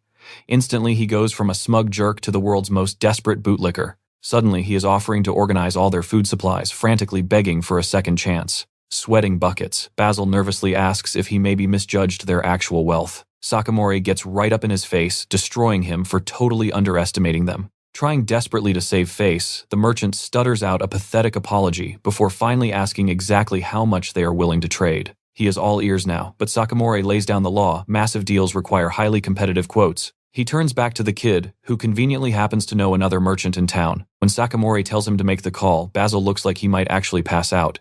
Leaning in with a terrifyingly friendly smile, our boy demands an estimate right now. You and I both gotta love this. He twists the knife, saying no pressure. With a grin, he adds, they will be fine without him. Basil can barely form a complete sentence, absolutely broken by this total negotiation masterclass. The guy just drops his head in total defeat, his entire career essentially crumbling away. Having successfully scored a way better deal, Sakamorei waves by as the cart rolls off. His partner pops up, praising that epic takedown, but guessing there was a deeper reason. Sakamorei explains a merchant who disrespects clients is pure trash for business.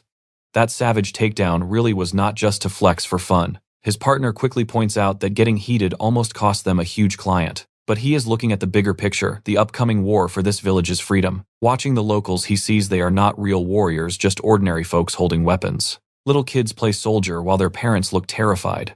The old men are shaking, barely lifting swords. Sakamorei knows he cannot just entrust their lives to anyone, especially not some second-rate merchant selling absolute garbage gear. The heavy reality of this rebellion hits him. These people are completely clueless with new weapons. He realizes their pure innocence is on the line. Giving them trash gear equals certain death. This completely validates his choice. He absolutely must be the one to protect their survival. His partner silently watches, seeing he is fully locked in. Finally, they reach the chief's house. The outside decor is questionable. Creepy skulls are honestly never a good sign. He politely announces himself and pushes the door open only to uncover a crazy wizard's workshop complete with a glowing magic circle. Our boy is stunned. Trust me, we are in for something completely wild. Alright, jump in with me. Our guy just officially became the village chief and got a free house. He surveys his new place but calling it dirty, a huge understatement. This is a total horror show. Step 1, yeeting all the cursed-looking junk straight out the window. Then his partner offers to help out a concept his brain can barely even process. She points out they are roommates now, and his grumpy mood is totally killing her vibe. Grateful, he accepts.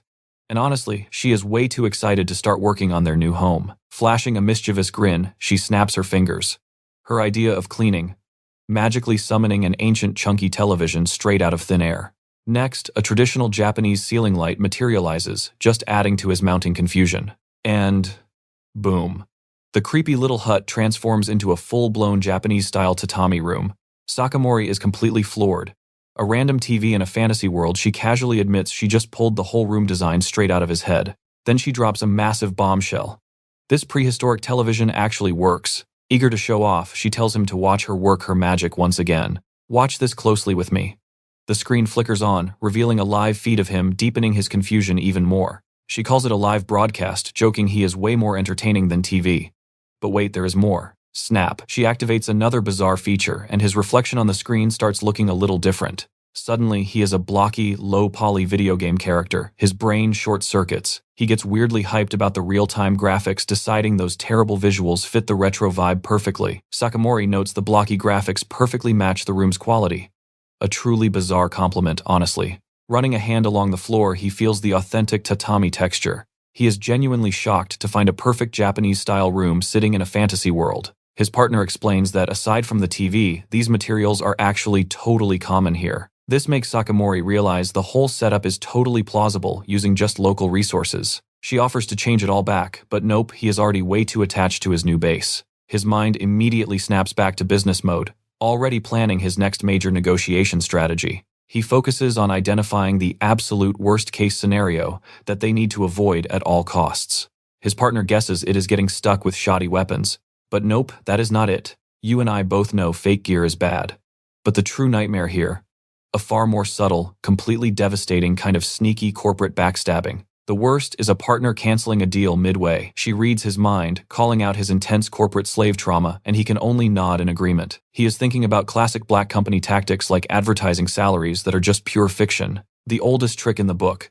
Luring people in with big promises they will never actually see. The real trap, he explains, is being left completely stranded after they have already got you hooked. This leads to one critical insight. They need a stable, continuous contract, not some sketchy one-off deal. A sudden knock interrupts his business PTSD session. The village kid peeks inside, completely stunned by the hut's magical absolute glow-up. His partner casually mentions she remodeled to make it livable. Talk about a massive understatement. With the kid still standing there in awe, Sakamorei's partner decides it is finally question time. The boy mentions the old chief's contract with the Lord, remembering it had some kind of magical power. He nervously explains, the deal is supposedly enforced by magic, never a good sign. Sakamorei immediately puts his thinking cap back on. A magically binding contract, huge problem. He asks for documents, but the kid says the old chief kept all that stuff entirely to himself. Ding, a light bulb goes off. If it is that important, it has to be hidden somewhere inside this exact room. Meanwhile, the kid just stands at the door, completely baffled by the TV and the tatami mats. Then, a sudden look of pure dread washes over Sakamorei's face. He just realized a massive error. He remembers his partner's magical cleaning probably buried or straight up teleported the exact contract they need. She, meanwhile, is just cackling at the prehistoric television. Even she looks slightly shocked by the program, which is definitely a terrible omen. She kindly offers to change the room back to its original state. Sakamorei screams a massive mental yes. In a flash, the creepy hut returns. He quickly asks what the old chief's most prized possession was. The kid says it was a skull. Sakamorei just smiles, finding that incredibly on-brand for a creepy dude. The chaotic search begins. They start with shelves full of questionable potions, then rummage through dusty bottles, old books, and random crates. Hunting that skull gets frustrating. Stick with me. You and I are jumping right into the chaos. Sakamorei complains that vital items should be easy to spot until he remembers the skull he literally yeeted out the window. He sprints outside to that exact junk pile he happily tossed away, digging through the trash in an absolute panic. And boom, there it is. He grabs the weird skull, realizing it acts as a magical container. Holding it up, our guy figures the contract must be hidden inside. Only one problem, this thing is shut tight. He struggles to pry the jaws open, but seriously, it just will not budge an inch. Almost like a magical seal. Then suddenly, boom, a massive pillar of dark energy explodes from the skull, summoning a terrifying skeletal mage to guard the contract. Oh yeah. Our guy is completely freaking out. He definitely was not expecting a sudden boss fight. This undead beast just glares down at him, holding the skull like it is daring him to move. Wasting zero time, the Guardian swings a massive scythe straight at his head, so Sakamorei throws a hand up, conjuring a dark energy shield to block it. But it actually manifests as a gigantic pillar of ice. It erupts upwards, completely dwarfing the little hut and stopping the scythe cold. Meanwhile, the poor farmers nearby are definitely standing there, wondering what the heck just happened. Sakamorei just awkwardly admits he way overdid it, totally, forgetting to hold back his magic. Now, pay attention here. You can see the insane scale of his oopsie as a new, very official visitor arrives, staring at the smoking destruction completely unfazed. The local village kid immediately recognizes this newcomer, calling him Kimin. That gets Sakamorei's attention right away. Our boy instantly puts on his best innocent face, pretending he totally did not cause that magical explosion.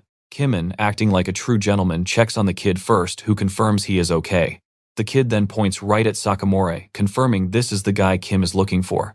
And this dude introduces himself with a sparkly shoujo background, definitely not merchant vibes. So this handsome newcomer introduces himself as Kimin-saman, complete with those hilarious anime sparkles. Still sweating over the giant ice explosion, Sakamorei awkwardly stammers out his name. Kimin suggests finding a quiet spot to chat, and Sakamorei gladly agrees. He asks for a wide open space, so the kid points them straight to a potato patch. The kid guarantees it is totally fine to hang out there, since it is not harvest season. So now, they are holding a super serious business meeting right inside a tilled farming field. Kim is smiling, thanking him for the time, while Sakamorei feels super awkward. But he explains this is prime anti-eavesdropping territory, a classic corporate salaryman move. He literally drops a lecture on why rich executives do business on golf courses, 0 hidden microphones. Basic logic. It is way easier to spot an assassin in an open field than a stuffy office. Kimin is genuinely mind-blown, admitting he never considered that tactic. Sakamorei just plays it totally cool, calling it an old survival skill from his past life as a salaryman. Pivoting the chat, Kim brings up that defeated land beast, praising Sakamorei for being sharp. Our guy has literally zero clue what a land beast is, so Kim tries saying environmental monster. Still confused, Sakamorei clarifies he means the giant thing called the Lord.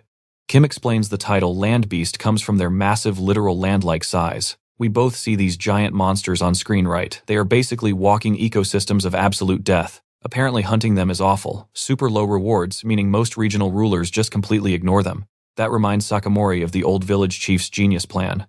Just do absolutely nothing and offer sacrifices. Kimin actually praises the village's ambition, while Sakamorei just cries internally about his new sacrificial chief job. Kimin gets straight down to business, asking if Sakamorei wants to trade a local resource called Alentia for weapons. Our main character confidently confirms he can find it all thanks to his broken system skills. Impressed, Kim throws a curveball, offering to sell him high-quality weapons for pure gold instead. Sakamorei is a bit surprised by this, wondering if a steady long-term contract is suddenly cancelled. Sadly, Kim admits a continuous deal is completely off the table right now, and Sakamorei demands answers. He then drops the massive million-dollar question.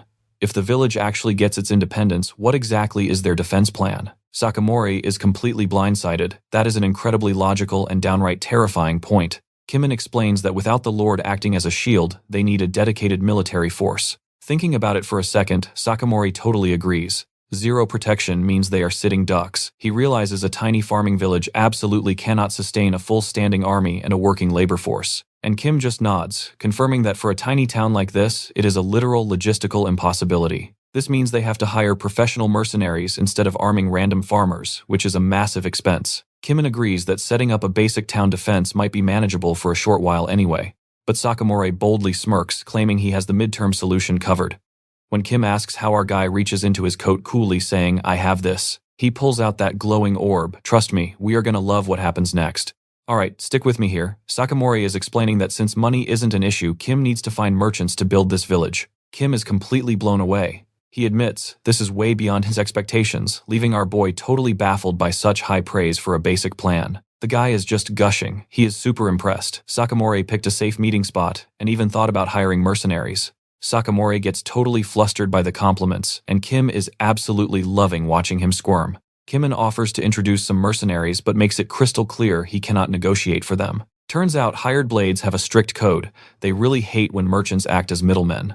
so he asks for a day or two to double-check everything before passing it along. Our guy nods, then casually pivots to ask if Kim also works as an information broker. With total dramatic flair, Kim claims he only trades in life or death. Secrets then instantly busts out laughing. Just kidding, what an absolute troll. Sakamorei decides to completely flip the script, offering to sell a little knowledge of his own. He asks for long-term consulting on what the village should focus on to actually survive. He drops the grim truth. Relying just on natural resources means a total collapse. He explains they desperately need a sustainable foundation to become a real independent town. This crazy level of foresight catches Kim completely off guard. He is visibly impressed. He openly admits he would love a long-term partnership with someone thinking this far ahead. But first, he needs to know what assets the village actually has. Sakamorei quickly translates the business speak. Kim needs to see his cards first. So the big presentation starts listing the Alentia and his own unique skills. We get a quick flash of that glowing orb and his past life as a salaryman. Then he casually drops one more major asset. His partner pops in, throwing a confident, totally chaotic thumbs up. Watch closely because you and I are witnessing his ultimate trump card, a literal goddess's blessing. Kim pivots to one final question, bringing up a local guardian beast that recently vanished. Apparently, when a guardian beast disappears, all the creatures it kept in check start acting crazy. Sakamorei mulls this over. Kim points out even the normal villagers are acting super different lately. Human lifestyles change completely, sure, but as Kim notes, you can at least negotiate with people. But the real problem, he drops a dramatic finger point, monsters and wild beasts. Sakamorei is understandably confused by this brand new threat. Kim explains these creatures can suddenly attack humans even if they were totally harmless before. He drops a gangster analogy. It is like the monsters are asking whose food you think you are touching. The light bulb goes off. Sakamorei pictures local thugs wondering if that is what is coming next. Kim confirms it is a huge possibility, which is exactly why Sakamorei needs to handle something. Our boy just smiles completely on board with whatever this new job is.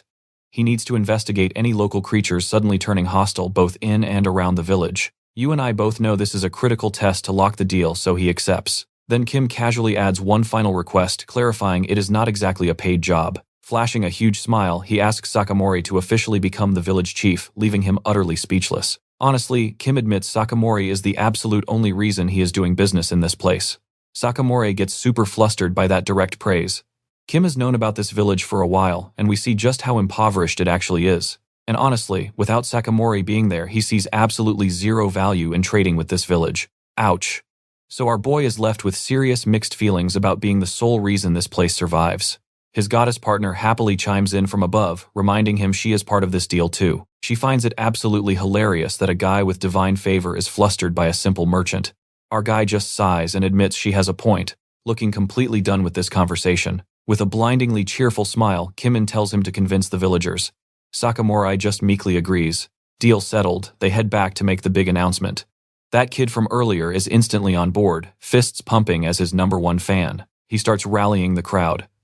Turns out literally everyone already considered Sakamorei their leader anyway. Sakamorei just stands there, totally caught off guard by this insane unanimous support. He completely expected a fight. Lounging midair, his goddess smugly points out he missed the obvious memo. Still processing, he asks about a catch. That's where you and I pause. Let's jump in. Job requirements to become chief. Forget qualifications, you and I know he just needs strength. Democracy, totally overrated. Our guy figures the only real requirement is keeping everyone fed. Super practical mindset right there. With his goddess floating right beside him for maximum drama, he formally asks the crowd if they want him leading. The whole crowd just explodes. People are screaming their heads off. Safe to say that is a yes. That one kid is literally losing his mind. Grown men are pumping their fists, completely sold on their brand new boss. It is an all-out village party with the women and kids totally hyped up. You know you won, when even the cranky old dudes are throwing up thumbs up. Seeing all this hype, Sakamorei drops a genuinely warm smile. Boom. Chief Sakamorei is officially on duty, instantly ordering a full area survey. He openly admits he is new here, so he drags a few villagers along for the ride. So off into the woods he goes, leading his elite squad of 3 extremely average-looking dudes. First stop, the riverbank, where our guy starts doing some heavy-duty environmental scanning. The kid from earlier spots something, and the other guys instantly look absolutely terrified. You and I both saw this coming. A giant angry boar charging right at them. Welcome to the neighborhood. 1 second later, the boar is knocked out cold with a little angel halo, and everyone is clapping. Back home, Kim is already drafting a defense plan, handing out basic weapons. Cue the quick training montage where the villagers actually manage to hunt down a boar themselves. But that confidence vanishes when a massive purple snake monster shows up. They are definitely not ready. Then a sparkly fang spider drops in, because why not add some arachnophobia to the mix? Sakamorei looks absolutely done with this chief job, and it is not even the afternoon yet. But when an absolute unit of a crab spider appears, he just calmly raises his glowing orb. And just like that, he flexes a giant pile of defeated, neatly tied up monsters. Kimon is completely floored by his insane efficiency. Our guy smugly asks if Kim actually thought he would just scout instead of instantly solving the problem. Kim flat out admits he did, not leaving Sakamorei totally confused about what his actual job description was. Looking at the monster pile, Kim's true expectation drops. He actually thought this was a group project. With his squad flexing hard behind him, Sakamorei completely lies and calls it a team effort. Best boss ever. Kimon doubles down straight up, saying, without Sakamorei, this entire village means nothing to him. Our guy just smirks, taking that as a personal challenge to boost the village's stock value himself. Sakamorei explains the village needs a system that works without him. His partner is absolutely speechless at this instant god-tier leadership. Kimon admits he needs to totally rewrite his evaluation of Sakamorei and the villagers too. Our boy absorbs the praise with a quiet, super confident little smirk. Kimon holds out his hand officially, offering a long-term business deal. Sakamorei shakes on it, flashing a massive absolute winner of a grin. But zero time for celebrating. Kim instantly drops a brand new task on him as a reward. He reveals the monster payment won't be supplies but cold hard cash. Sakamorei is honestly pretty caught off guard. Cash is huge out here. The villagers, they completely lose their minds, literally screaming with joy. We are all thinking the exact same thing as him. It is just money, why the crazy hype? Kim just smoothly steps in, offering to break down the details of this new setup. So they huddle around the monster loot for a quick business meeting. Kim points out the fur, calling it super durable, high-demand material. Sakamorei immediately asks the literal million-dollar question. If they process it, will he buy it? With a massive gesture, Kim guarantees instant cash for anything they make. And boom, the crowd goes totally feral again. A guaranteed cash flow is an absolute game-changer. Sakamorei is still scratching his head, but his goddess explains that for poor farmers, real cash is basically a myth. A light bulb finally clicks in his brain as he grasps the harsh economic reality of this world. He finally gets it. Meat spoils, crops rot, but cash. Cash is a stable asset to build real wealth. His goddess points out they finally have a stable life. She even compares it to his past, leaving him super annoyed she is reading his mind again. So, with a fresh goal, Chief Sakamorei confidently leads his people on their first official hunt. That's where we leave it. Their big target, a tiny fluffball. Classic manhwa comedy, trust me. Stick with me here. Watching them process these pelts is basically one giant panic attack. Sakamorei keeps it simple, teaching even the little kids how to hunt. Boom, a full production line is born, churning out absolutely flawless pelts.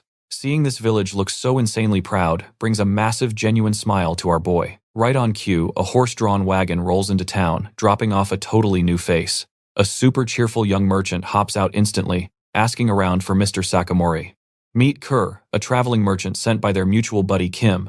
He literally brought raw cash for that massive fur buyout Kimon promised earlier. Sakamorei and his whole crew are absolutely floored. Nobody expected a buyer this fast. Kerr casually confirms they will appraise and pay cash today.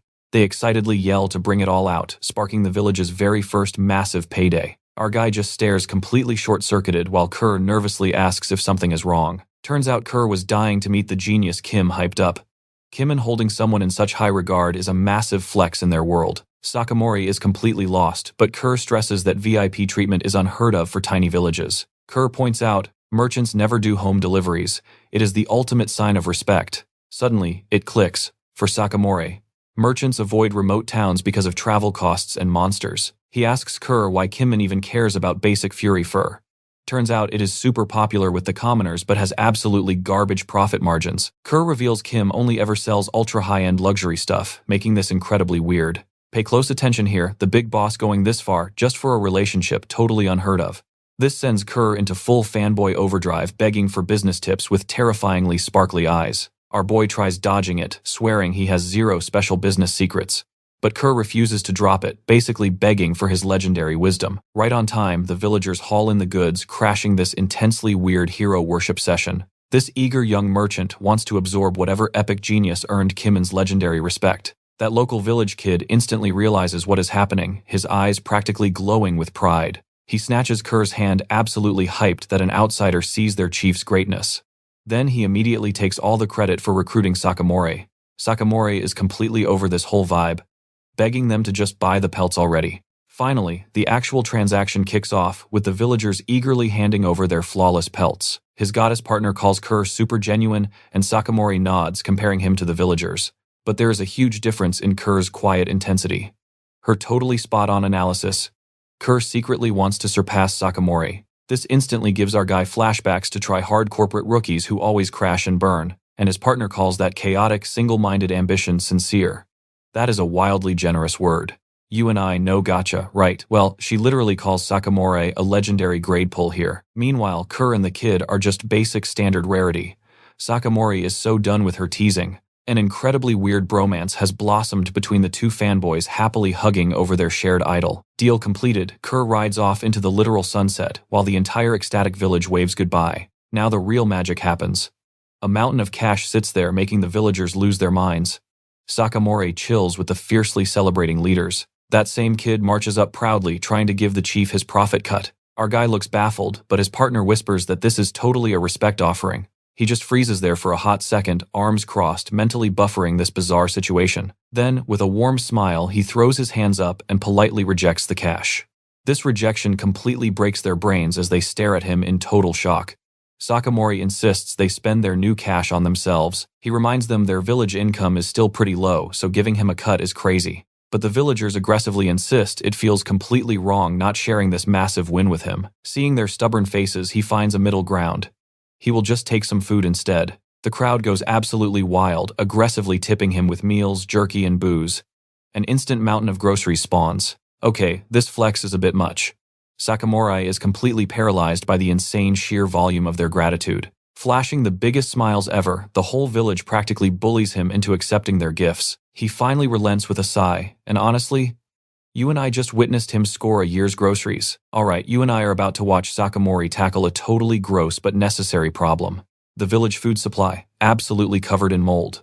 Basically a giant, nasty science experiment. That kid from earlier explains they try fighting off the rats, but those pests are completely relentless. Plus, the insane humidity means half their harvest just rots every single year. So Sakamorei starts digging deep, trying to remember some totally random lessons from his past life back on Earth. Boom. It hits him. He remembers an elevated storehouse built exactly for this kind of disaster. His face absolutely lights up. The pieces click together. Time to start a mini architectural revolution. He tells everyone they will not have to throw food out anymore, and the villagers are instantly hooked. Smirking, he announces they are building a brand new warehouse. Completely rat-proof and 100% mold-proof. And just like magic, a flawless, elevated warehouse pops up, complete with a super dramatic reveal. Our boy stands proud right in front of it, acting super smug about his brilliant creation. One confused villager asks why it looks so weird and blocky. So Sakamorei steps up to break it all down for them. It is a high-floor warehouse built on stilts. Raising it off the dirty ground is the ultimate secret to stopping moisture and mold from wrecking their hard-earned food. Then he points straight at the support beams, revealing they serve another way, cooler secret purpose. Enter the rat guard. A super basic design that literally blocks rats from climbing up the wood. I know what you are thinking. Simple, right? But these villagers are absolutely blown away. Sakamorei even offers to help rebuild everyone's private storage, casually saying he will just fund the whole thing himself. The crowd is totally shocked by how generous he is. They insist it is way too expensive, but quickly decide turning down their chief would be super rude. Sakamorei just smiles. Everything is going perfectly. With his big brain plan in motion, he just needs one tiny little favor. And the villagers absolutely lose their minds, swearing they will do literally whatever he asks. He loves seeing them this happy. But his goddess partner chimes in, pointing out he still does not really understand her awkward situation. She is not exactly a popular deity. Actually, she gets literally 0 prayers and 0 offerings.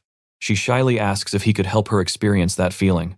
Our boy is honestly just caught off guard by this super, totally subtle request. Blushing hard, she instantly backpedals, claiming she has not even thought about it. Yeah, right. She quickly changes the subject, but that little smirk on Sakamorei's face, he knows exactly what is up. Later, checking the new warehouse, she asks about other perks. She brilliantly suggests just jumping up there, forcing him to remind her that normal humans cannot actually fly. He explains that inconvenience is the real point. It is an amazing anti-theft feature. But this brings up a way darker topic. Looters. Now, pay attention here.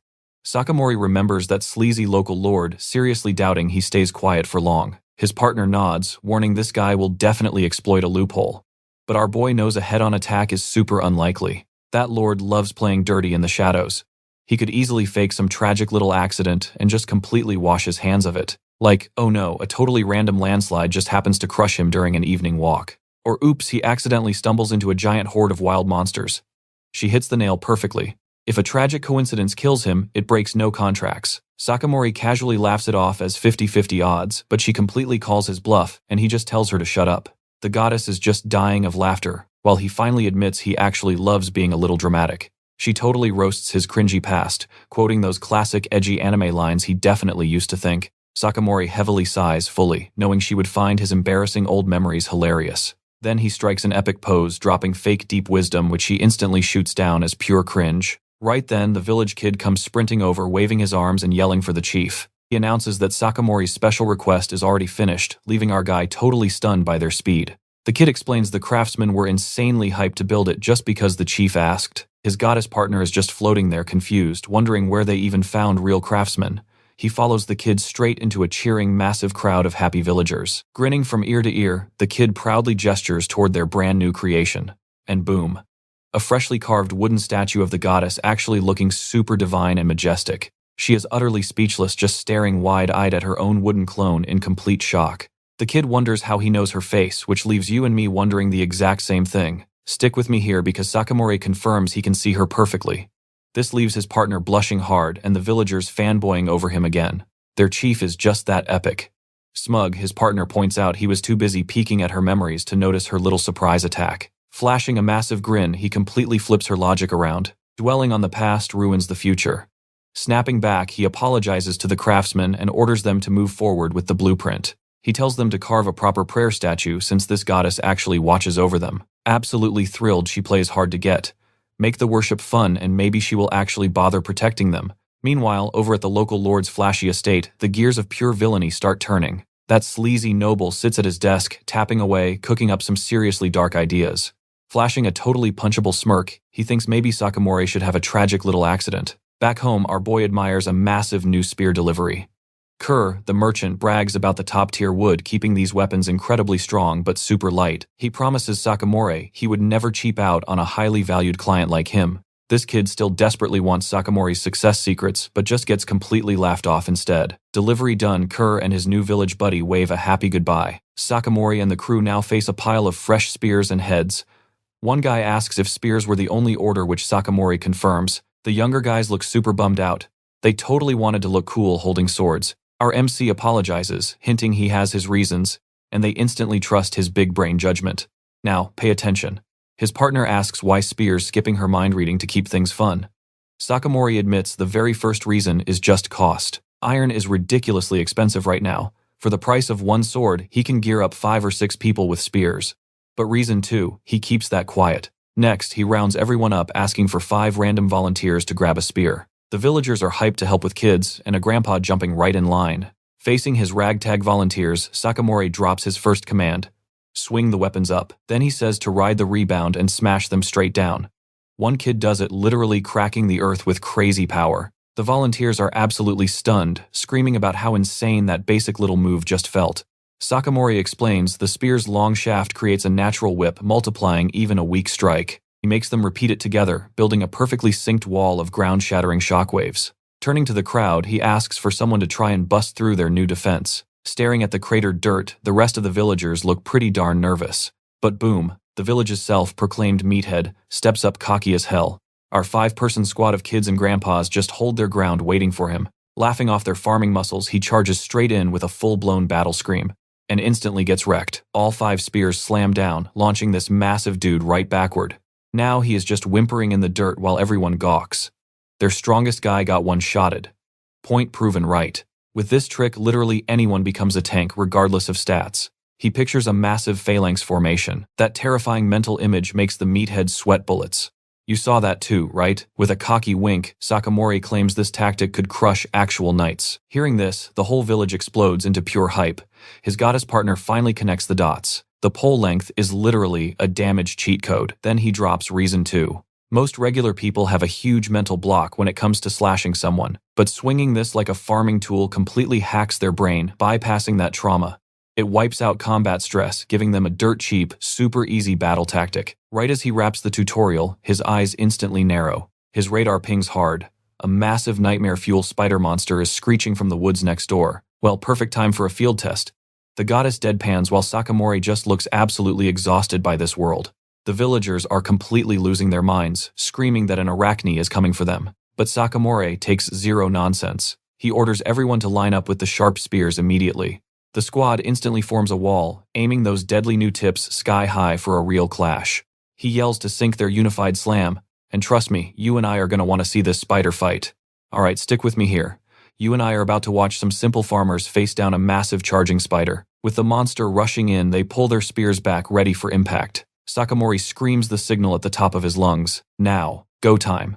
They thrust their spears forward in perfect sync, totally skewering the beast's head and legs. A spearhead jabs right into its ugly face. It shrieks, but Sakamorei just roars for another strike. Gritting their teeth, these villagers pull their weapons back for a second massive hit. The beast stumbles. He yells to hit it even harder this time. Boom! The second volley lands, completely shattering the monster's thick defenses. Meanwhile, the rest of the villagers on the sidelines, staring in pure, speechless shock. Just like that, the giant spider drops, twitching on the ground completely out cold. Sakamorei flashes a cool smirk. All part of the plan. The spear guys are losing their minds, screaming they actually killed the arachne themselves. That kid and the old man are absolutely hyped, shouting praises to their awesome new chief. Our boy gives them a massive grin and a thumbs up.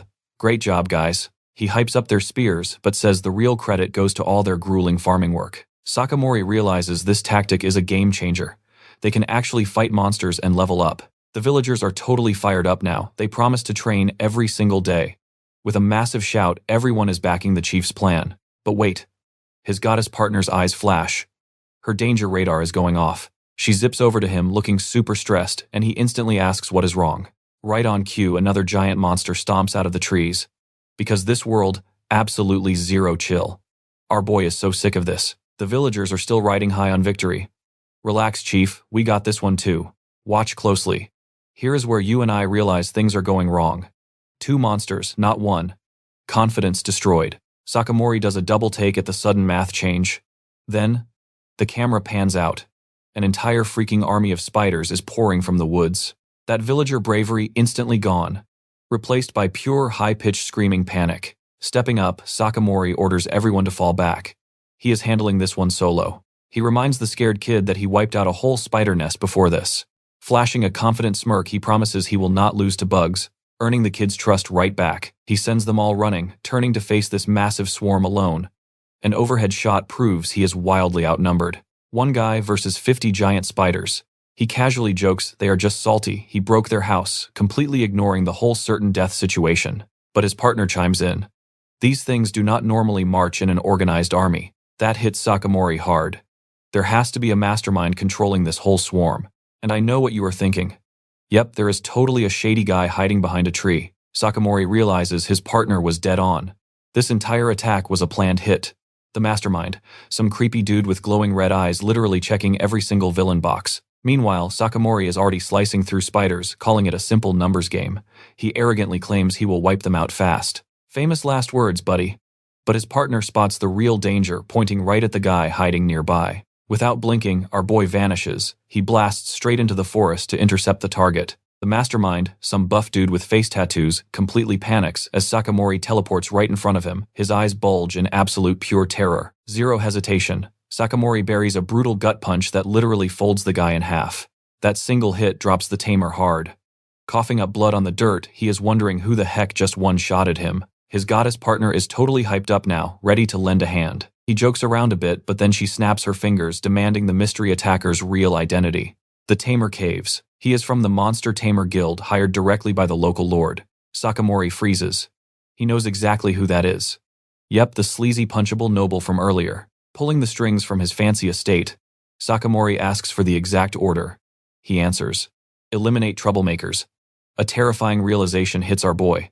The spiders were never for him. They targeted the village. He sees smoke rising. The main attack started. Trust me, we are not ready for what happens next. Grabbing the tamer, Sakamorei demands answers. But the guy laughs. He was just the distraction. Alright, stick with me here. This entire disaster is on the local lord and his zero-tolerance traitor policy. Absolutely furious, Sakamorei ditches the goon and sprints straight for the village. He arrives only to see his absolute worst nightmare. The entire place is completely swallowed by flames. Meanwhile, a squad of hooded assassins drops the sickest order: wipe out every single villager. The locals fight back hard with their new spears, but they are getting totally overwhelmed by these professional killers. Just as a villager is about to go down, Sakamorei blazes in, perfectly deflecting the fatal strike. His sudden entrance leaves these assassins completely speechless. Their boss quickly figures out the monster tamer failed his one and only job. For the locals, seeing their chief is a massive wave of pure relief. But Sakamorei, his eyes are burning with pure icy rage as he takes in the chaos. Spotting his people wounded on the dirt, just pours absolute gasoline on that fire. He instantly orders everyone back to protect the kids and treat the injured. Stepping through the smoke, the lead assassin finally faces off with our village chief. This guy actually offers some condescending praise, totally writing off the spider victory as a fluke. He confirms he is here on the Lord's direct orders to wipe the slate clean. And then comes the massive flex. They are elite assassins claiming each one is worth 100 spiders. Yeah, sure, buddy. With a smug grin, he declares Sakamorei is completely finished. Now pay close attention here. It is one furious man against a whole squad of self-proclaimed absolute badasses. But before this guy can even finish his villain speech, a tiny glint of light flashes right in front of his eyes. Zero time to react. Sakamorei is already right there, sinking a devastating gut punch deep into his stomach. Flashing a savage grin, our boy asks what he was just saying about being finished. This so-called elite is instantly coughing on his knees while his squad just stares, totally paralyzed. Cracking his knuckles, Sakamorei promises these goons are about to pay heavily for touching his town. Panicking, their boss screams for an attack, sending the entire hooded crew rushing straight forward. Honestly, an absolutely terrible, terrible idea. Sakamorei just proceeds to absolutely style on every single one of them. One clean uppercut sends the whole squad flying like absolute ragdolls. Their boss can only gawk in pure, unadulterated shock. His brain has officially just short-circuited entirely. Winding up for the finisher, Sakamorei declares this is the final turn. That assassin's face is about to get very personally acquainted with his knuckles. Boom, the punch sends him blasting off into the sky, classic Team Rocket style. Sakamorei just points, telling them to bring a guardian beast next time they try this. With the trash finally taken out, he checks on the locals, finding out everyone thankfully survived the raid. Inside, it is super grim. The wounded are getting patched up in a totally makeshift infirmary. He is actually stunned to learn his goddess partner's essence acts like a literal miracle healing potion. Turns out this crazy salve is made from the arachne they just killed. Talk about convenient monster biology. Just then, a villager walks up looking completely crushed. The kid apologizes, showing him how their brand new spears were totally shattered during the fight. You and I know those were not just weapons. They were a symbol of their very first real victory. Hearing that, Sakamorei's expression instantly goes totally murderous. The enemy just crossed a massive line. Sakamorei tries brushing it off, smiling and saying they can just forge new ones. But these villagers, they are absolutely livid. Our boy cuts right through the anger, demanding a map. Specifically one marking every single manor and fortress that Lord owns. They wonder what the next move is. Flashing pure murder in his eyes, he drops the one-step master plan: destroy them all. While the town preps for war, a random delivery arrives for the chief. A messenger hands over a scroll, and Sakamorei asks what this even is. Turns out it is a map sent directly from Kiman, that fancy merchant from earlier. Sakamorei is honestly a little thrown off by this perfectly timed gift, to put it lightly. Unrolling it, their little village is literally dead center. His goddess partner points out how suspicious that is. Maps usually focus on huge capitals, not random backwater towns. He asks the messenger if the Lord's base is actually on there, and the kid quickly points to some weird markings. Squinting, Sakamorei takes a real hard look at those exact spots the kid just indicated. And boom, yep. Those glowing little icons are the exact locations of all the Lord's estates. 7 total, with the Lord currently hiding in the closest one. It suddenly clicks. For Sakamorei, that scumbag was staying nearby, just to grab front row seats to the slaughter. He sends massive thanks back to Kiman, swearing to definitely repay this heavy favor later. Our boy is seriously impressed by Kiman's crazy foresight, essentially handing them a ready-made attack plan. Their target, a pretty standard-looking heavy stone fortress. Time for a massive house call. Leading his literal angry militia, Sakamorei gets a clear look at the castle from the trees. Trust me, you are going to want to see what happens when they kick this gate down. Stick with me here. These villagers are completely panicking over this massive fortress gate. But Sakamorei just raises his hand, telling them to chill out, which obviously confuses them even more. Flashing a confident smirk, he casually asks to borrow a spear for just a second. Weapon in hand, the villagers just stare. They have absolutely zero clue what his grand plan is. Dropping into a stance, he tells everyone to just sit back and enjoy the show. Closing his eyes, he channels an insane amount of purple energy into the weapon. The spear literally vibrates with raw power as he prepares to unleash absolute havoc. His eyes snap open. Target locked. Pure killer intent. And then he absolutely yeets the thing. The spear rockets forward like a magical javelin, carving a massive trench through the dirt as it screams toward the front gate. Boom! A massive explosion of light and shattered stone completely wipes the entrance off the map. Sakamorei simply points forward while his entire crew stands there with their jaws on the floor. Inside, total panic mode. The guards are losing their minds, watching their giant gate literally vaporize into dust. Fist pumping, he declares the path wide open, his partner absolutely loving the chaos. Flashing a huge grin at his new army, he asks if they are ready to roll. The villagers absolutely roar back, their morale shooting straight through the roof right now. Hearing the noise, those fortress guards have zero clue what kind of absolute nightmare is about to hit them. They look out to see a whole army of armed villagers rushing right through their ruined gate. Now watch this closely.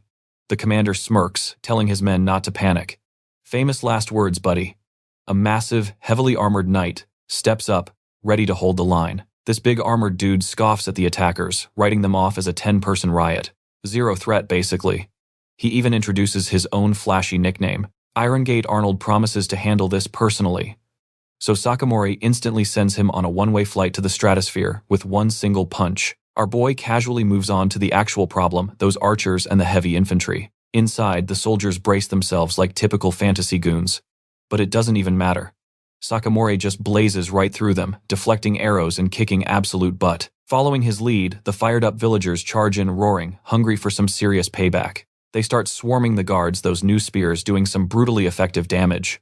Meanwhile, out in the courtyard, we spot our target, that sleazy noble. The guy is plugging his ears, super annoyed that his fortress getting invaded is just too loud. He is absolutely furious, swearing these peasants will never get away with this insult. Too late, he is already totally surrounded by villagers who are done taking his garbage orders. His response is pure snobbery, refusing to even address mere commoners. Obviously, that arrogant little remark goes over terribly with the furious mob. Totally cornered, the lord just sits there, sweating while Sakamorei and the squad close in. His goddess partner leans in, asking what the grand plan is for this jerk. Sakamorei's idea, surprisingly simple. Tie him up and let him squirm, betting he cracks in seconds. The noble is already sweating buckets, trying desperately not to look absolutely terrified. Deadpan Sakamorei just confirms his own theory about the guy being an absolute coward. But suddenly, the ropes binding the lord's hands just completely snap apart. Instead of tying him up again, Sakamorei just holds out the broken rope and calmly offers to let the guy walk away completely free. You're probably as stunned as the villagers right now. His goddess partner loves the drama while the lord just grinds his teeth in pure utter confusion. He demands to know who Sakamorei thinks he is. But our guy just casually repeats his offer. He even spells it out: zero ransom, no hidden strings attached. He just tells the fuming noble to get out of his face right now. This totally breaks the lord's brain. He is actually offended that he isn't considered worth a ransom. Sakamorei casually cleans his ear and confirms it. Yep, worth zero. Then he drops a massive logic bomb. How does a big bad lord get defeated, not just beaten, but captured twice by some random villagers? So really, what's his actual value? The lord is seething completely, unable to form a single basic sentence. Tucking his tail, the coward flees, screaming empty threats, leaving the poor villagers sweating over potential revenge. But Sakamorei casually reassures them it is totally fine. They still hold all the cards here. With that loser running for the hills, Sakamorei finally drops the next step in his master plan. He is running to the nearest stronghold, which Sakamorei happily announces as their very next target. The villagers are like, wait, we are storming another fortress, but his logic is genius. Taking a ransom would have validated the guy's ego. We just watched pure psychological warfare. Suddenly, his brilliantly petty plan totally clicks for the villagers. Let's dive in. 1 down, 6 to go. Sakamorei shows the ultimate price for attacking their village. The villagers. Fear is totally gone. They are absolutely all in and ready for the next brawl. Flashing a savage grin, Sakamorei declares they will do this 6 more times for total absolute annihilation. His goddess partner stares up at their next target fortress, asking what the actual game plan is. He tells everyone they will just strike wherever that coward lord fled. But his partner cuts in, demanding the real victory condition. The true endgame here. Sakamorei wants to entirely crush the lord's authority, because getting wrecked by simple villagers destroys his reputation completely. She catches on instantly, flashing a smug look and noting they need the villagers fully on board. He is honestly relieved she gets it without a lecture. And she is loving this chaotic energy. Next fortress up. And yeah, that giant front gate is about to have a seriously bad day. Boom, a massive explosion blasts the gate wide open, sending the guards flying in pure, absolute shock. Watch this closely. Through the smoke, Sakamorei just strolls in with a polite "excuse us." Elsewhere, dropped binoculars hit the floor, shattered from pure shock. That's someone. Obviously our favorite sleazy lord. And he is absolutely losing his mind right now. Screaming at his butler, he points out it is just one guy, demanding they kill him and drag the body back. The lord, flashing some truly tragic teeth, swears to kill Sakamorei himself. His poor butler just looks terrified. Screaming at the top of his lungs, he orders him to move, sending the poor butler totally scrambling. But he feels super confident, convinced his 300 irregular troops will actually make a difference. Yeah, sure, buddy. Meanwhile, Sakamorei is effortlessly styling on these guards, literally just pointing them out one by one.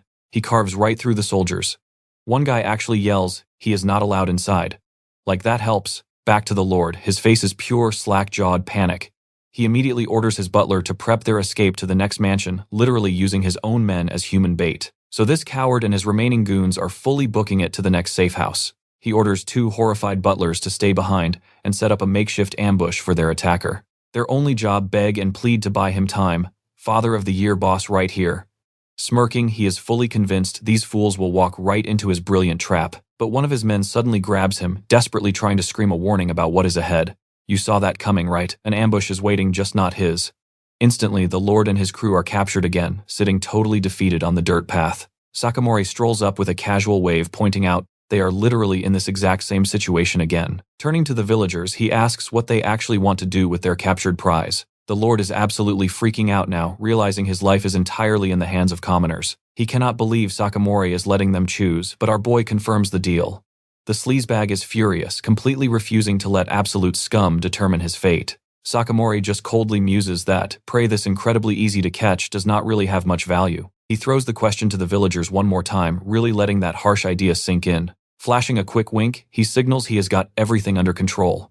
One younger villager instantly gets the hidden message. Looking up brightly, he suggests that if the lord is truly worthless, they should just let him go. The other villagers are completely baffled, wondering what on earth he means. Meanwhile, the lord is having a full meltdown, screaming in pure rage. But the villager just calmly agrees with the logic. Easy prey really is not worth keeping. This noble is entirely losing his mind over the suggestion to just release him. The absolute disrespect is real. So with the worthless captives sent packing, Sakamorei and his crew are already marching down the road to the next fortress. The villager who suggested it actually apologizes, thinking he let everyone down after they worked so hard. But the others are absolutely thrilled. Seeing that lord's totally humiliated face was worth more than any gold ransom. One turns to Sakamorei, eagerly asking what their next brilliant petty move is. Flashing a devilish grin, Sakamorei says they will repeat this until the guy's soul completely crumbles. And that is exactly what the villagers needed to hear. Fired up for more chaos. At the next mansion, Sakamorei literally kicks the front door right off its hinges. It smacks right into the lord's horrified face. The inevitable result. Our guy gets captured and tied up for the 3rd time. Sakamorei presents their favorite recurring prize to the villagers, who are getting dangerously good at this whole kidnapping thing. He then casually bends open a solid metal gate, just proving exactly how little effort this all takes him. You and I just watched pure comedy. Our boy waves cheerfully as the lord is dragged off for another round of freedom. This whole capture and humiliate cycle just keeps repeating, with Sakamorei looking wildly bored by the zero challenge. He is literally just cracking up with his new buddies while the lord gets dragged away again. Caught for the 100th time, the ragged lord is still desperately spitting out completely empty threats. Sakamorei is so unimpressed. He notes the guy's stubborn denial and honestly wonders what to do. His goddess partner pops up, also laughing at the lord's terrible attitude as Sakamorei drafts a new plan. Hearing they are done for today, the lord looks instantly hopeful. But then Sakamorei drops the real bombshell, a 1 million cell ransom. This totally strokes the lord's massive ego, calling it a fair price. But Sakamorei adds one catch. With a massive smirk, Sakamorei drops the final condition, total annulment of their current contract. You gotta see this. The news completely short-circuits his brain, leaving the lord utterly speechless. Backed by his villagers, Sakamorei officially declares full independence from this absolute clown. A quiet shot of their rundown home proves it is theirs. He calmly reminds the kneeling lord that the reasons for all this are pretty darn obvious. A quick flashback hilariously highlights every single assassin and thug the lord sent their way. The defeated lord just grits his teeth. He knows he got caught totally red-handed today. Sakamorei shrugs, pointing out they are just playing by his own rules with a ransom this high. Desperately trying to save face, the Lord scoffs that a tiny village's freedom means absolutely nothing. Pure cope. But Sakamorei absolutely roasts him, asking who exactly kept getting wrecked by this tiny village. The final terms: 1 million sell, total independence, and a year-long truce. He cheerfully hands over the shiny new contract, laying out the deal to end this entire mess. Oh, and one tiny final detail. The Lord has to sign in blood. Disgusting, but necessary. The villagers panic, thinking the Lord will just attack them later anyway. But Sakamorei shuts that down. Their fears vanish when they see the Lord looking completely pathetic, physically restrained by his own guards. Sakamorei explains the psychology. Paying the massive ransom lets the Lord save face and cut his losses. Plus, with 7 mansions totally destroyed and his army wrecked, a year-long truce is a massive win for him. Contract officially signed, Sakamorei gives a super casual wave as the broken Lord limps away. The whole village explodes in cheers while his goddess partner questions that super devious look he has. She admits she loves watching him plot, and Sakamorei deadpans, asking if she is reading minds again. The goddess claims she is just watching, since knowing the ending ruins the fun. Sakamorei points out she used that line before, so she cheekily upgrades her ticket to VIP status. I know what you are thinking. But hey, if he is entertaining the gods, he is absolutely winning. Fast forward a few days, Sakamorei warmly waves goodbye to villagers heading out on their own. Turns out news of this crazy victory spread like wildfire, and now everybody wants their help. His partner calls these new allies highly entertaining, a super vague but dead-on read of the chaos. The logic is brutally simple. The old lord was trash, so everyone wants the new boss. Sakamorei just smirks. That clueless noble probably still does not realize how badly he got played. She cannot wait for reality to hit him, but Sakamorei casually tells her to just go watch. Flashing a slightly creepy smile, she insists the Lord's life is totally boring compared to his. Wow, possessive. As more refugees show up, she is absolutely hyped for all the spicy drama this will bring them. Suddenly, a terrified villager sprints up to him, completely out of breath, screaming about a massive emergency. Sakamorei instantly expects another trashy noble wanting a fight. But nope. The neighboring village chief is here to see him in person, and the reason is an absolute bombshell. The guy literally came to offer his daughter in marriage, leaving Sakamorei completely stunned. So our guy walks out to meet this random new delegation waiting on the dirt path. The village chief, a guy named Lloyd, bows with comical respect. He then introduces his daughter Mina, shoving her forward to say hi. A young woman steps up super shyly, greeting the man who might become her future husband. Her dad scolds her for being quiet, and Sakamorei instantly reads the room. Pure political marriage. Mina, the chief's daughter, is giving off massive "I would literally rather be anywhere else" vibes. So what do you and I make of this pampered city girl dragged out to the boonies? Trust me, we are going to love this mess. Let's dive in. That ridiculous pout is working overtime, completely ruining any actual charm she might have. Alright, you and I are jumping straight into the most awkward political marriage setup ever. Sitting at the table, the visiting chief gets straight to business. He wants a powerful alliance. With one grand gesture, her dad officially proposes marriage. Meanwhile, Mina just angrily huffs right there. His goddess partner, literally draped over his head, cackling and absolutely living for the drama.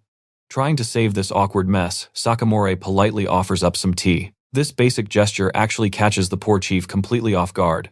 Tea is a massive luxury. Turns out this is premium stuff from the merchant Kimin, which is total news to Sakamorei. Mina instantly spits that the fancy tea is bitter and gross, horrifying her dad completely. Oh, she is not done. She calls Sakamorei scrawny, saying the merchant looked way better. Ouch. Her panicked dad is practically bowing an apology, but Sakamorei just calmly waves it off with a smile. Mina is on a total rampage, though doubting his actual strength and flexing her bigger village. While a local kid flashes this totally creepy grin, Mina argues Sakamorei should be begging them. Sakamorei completely deadpans, clarifying her point. So she thinks he is not worthy of her. Classic. His goddess partner cheerfully pops in, suggesting he just unleash his power and end this debate. She is totally hyped about this idea, practically buzzing to prove they outclass these stuck-up guys. Sakamorei instantly tries shutting her down. He yells that they desperately need a real contract signed first. The goddess wonders why he even cares about paperwork when they are literally handing over tribute and a bride. Then she cheekily reminds our guy that this entire village's survival rests squarely on his back. Sakamorei knows this trade helps his people, but he is sweating over the hidden strings attached here. He totally realizes this is zero equal alliance. They are just terrified, begging the new local powerhouse for safety. The heavy reality finally hits him. Saying yes means he is now playing protector for their town too. Looking at it like that, these terms are honestly terrible. He desperately needs a smarter game plan. But his chaotic goddess has a much simpler plan. Start by putting that bratty girl in her place, much to his horror. With a huge dramatic flourish, she declares it is showtime. Now pay attention here. A sudden boom shakes the table, making the chief think it is thunder. Then a panicked villager kicks the doors open, screaming for everyone to run outside immediately. The whole group rushes out, only to find the sky pitch black with a massive full moon. Right before their eyes, something dark swallows the moon whole. A totally terrifying, unnatural eclipse. The visitors completely lose their minds, but Sakamorei calmly notes it is just a solar eclipse, even if the season is wrong. Our guy instantly knows his goddess pulled this insane flex, but how does this fix his contract problem? The ominous shadow completely blankets the sky, dropping heavy dread over the entire crowd. This is way too much for the visiting chief, who immediately regrets stepping into this cursed village. Shaking in pure absolute terror, he reaches one logical conclusion. This has to be god-tier magic. He drops straight to his knees, dead certain he is witnessing the literal deity protecting this land. His squad connects the dots too, recalling local myths and Sakamorei's rumored link to the divine. Perfect timing. The goddess manifests in a blazing aura, whispering to Sakamorei that she is bringing the grand finale. Sakamorei just stands there, totally dumbfounded by his partner turning everything up to 11. Boom, a massive pillar of golden light explodes from the village center. Everyone knows the source. Yep, the goddess statue is now practically vibrating with a completely insane amount of holy energy. You saw this reaction coming, right? The chief and his people are totally frozen in awe. The goddess echoes in his mind, saying his real strength is their divine bond. Flashing a smug smile, she reminds him this gives him powers nobody else possesses. The stage is set. Sakamorei catches on immediately. The most perfect evil little scammer grin slowly spreads across his face. Looking majestic in the holy light, he stares down the chief and Mina. The gods are very angry. He calls out Mina directly. She just disrespected the only mortal who chats with the divine. Massive mistake. As the chief absolutely panics, Sakamorei casually hints they should probably rewrite that contract. His partner chimes in, demanding these mortals prove their actual sincerity for that sweet divine protection. Totally broken, the chief instantly agrees to anything they want. Sakamorei is absolutely loving this power trip. The goddess adds that the heavens need some time to deliberate. Translation: you guys can sit and sweat, and we leave it on that angry red glow. Best scam ever. Right. She is really selling that divine wrath. Then boom, the sky instantly clears, leaving everyone totally baffled by the sudden change. Sakamorei smoothly claims the gods gave them extra time, and the chief is practically weeping with total gratitude. Even Mina looks totally panicked. Her whole bratty attitude just vanished after that huge dose of holy terror. The group scrambles away, promising to fix their terms. Sakamorei just stands there, casually waving them off. His goddess pops in, totally praising his acting, but he admits it is super easy when everything is rigged. He thinks future deals will be super easy now, but her highly skeptical look definitely says otherwise. The villagers suddenly realize that massive divine light show was seen by literally everyone. With Lloyd's crew spreading the gossip, their fake legend is going viral. Sakamorei gets this greedy look, knowing other villages will line up offering sweet deals. His goddess is already throwing a party for their guaranteed future, but he is not convinced yet. Now watch closely. She snaps her fingers, deciding it is time to tackle the next issue on her crazy agenda. Suddenly, a massive jolt of weird energy hits Sakamorei, leaving him completely panicked and flustered. He is sweating and blushing, totally freaking out about what is happening to his own body. She cheekily explains that village prosperity is magically linked directly to his personal physical prosperity. While Sakamorei stands there, clutching himself in total agony, a villager checks on him. He sprints away, screaming about a stomachache, leaving everyone super confused. Safely hiding inside, our boy is desperately trying to breathe and handle this highly embarrassing divine upgrade. His goddess casually pops in, fully knowing the chaos she just caused. He is absolutely not having it. She innocently asks if he wants boundless virility. He just screams that she is turning him into a total creep. He aggressively complains about getting another uncontrollable power. She actually gets it, noting how he purposely held back against that lord's fortress. A quick flashback proves he used regular spears for close combat instead of his usual god-tier nukes. He explains his goal was different back then. He did not want to just obliterate everything, so he begs for a manageable power he can actually control. She totally understands his point, and then immediately rejects him with a cute pout. Her ultimate troll move is a strict, no-returns policy, a phrase she literally ripped from his mind. You and I both know most people given this kind of insane power would immediately go full villain, but Sakamorei is completely different. He is extremely hesitant to use his god-tier abilities, practically allergic to them. Flashing a massive grin, she openly declares that is exactly why she really likes him so much lately. Our boy turns into a massive blushing mess, completely caught off guard by the sudden genuine praise. She calls it a self-imposed challenge. He instantly yells at her for mind-reading again. Sighing deeply, he asks if he can just return this uncontrollable power. Her answer is a very cheerful nope, so he just accepts he must innovate with his current tools. Still processing the compliment, he awkwardly looks away with a super shy expression. She keeps talking, but he cuts her off. That is, until she threatens to read his mind again, which shuts him up instantly. Later on, back in the village, things finally seem to settle down for a brief second. Then a whole squad of village elders shows up looking dead serious.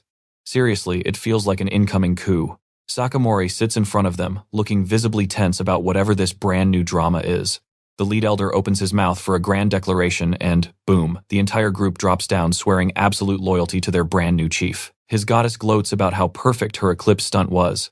Sakamorei honestly has to agree it was total overkill. Trying to act like a normal leader, he politely begs these groveling men to please stand up. He starts his speech explaining he cannot just casually speak for the gods, but he promises that if they behave, heaven will not actually smite them. This head elder is absolutely sweating bullets, promising he will never ever dare betray him. In perfect unison, the rest swear undying loyalty, still bowing low to their new god-touched leader. Sakamorei is secretly loving this. Seeing their pure terror, he smoothly suggests getting down to business. Not to be outdone, another elder suddenly jumps in, literally offering his beautiful daughter to the cause. His goddess is fully cheering for the political marriage idea, but Sakamorei is already dreading the insane rivalries it brings. Her brilliant fix, just marry all of them. A wild suggestion he immediately shuts down to avoid future drama. So what do we learn here? He completely sidesteps the harem drama, leaving the elders looking totally crushed. Instead, he has a way better plan. Watch him tell a villager to hand something over to the council. Let's dive right into this wild manhwa, where our boy hands over a neatly folded white cloth. Very mysterious. Every elder gets one, and they are staring at him completely clueless about what is happening. Then Sakamorei unveils the main event. A brand new alliance banner. It looks suspiciously familiar to him. He tells them to fly it high for everyone to see, while the elders just stare in total shock. One guy leans in for a closer look, asking if that massive red dot is supposed to be a sun. Bathed in this holy glow, Sakamorei confirms it. A sun that will never set on their glorious new alliance. That instantly triggers a massive eclipse PTSD flashback.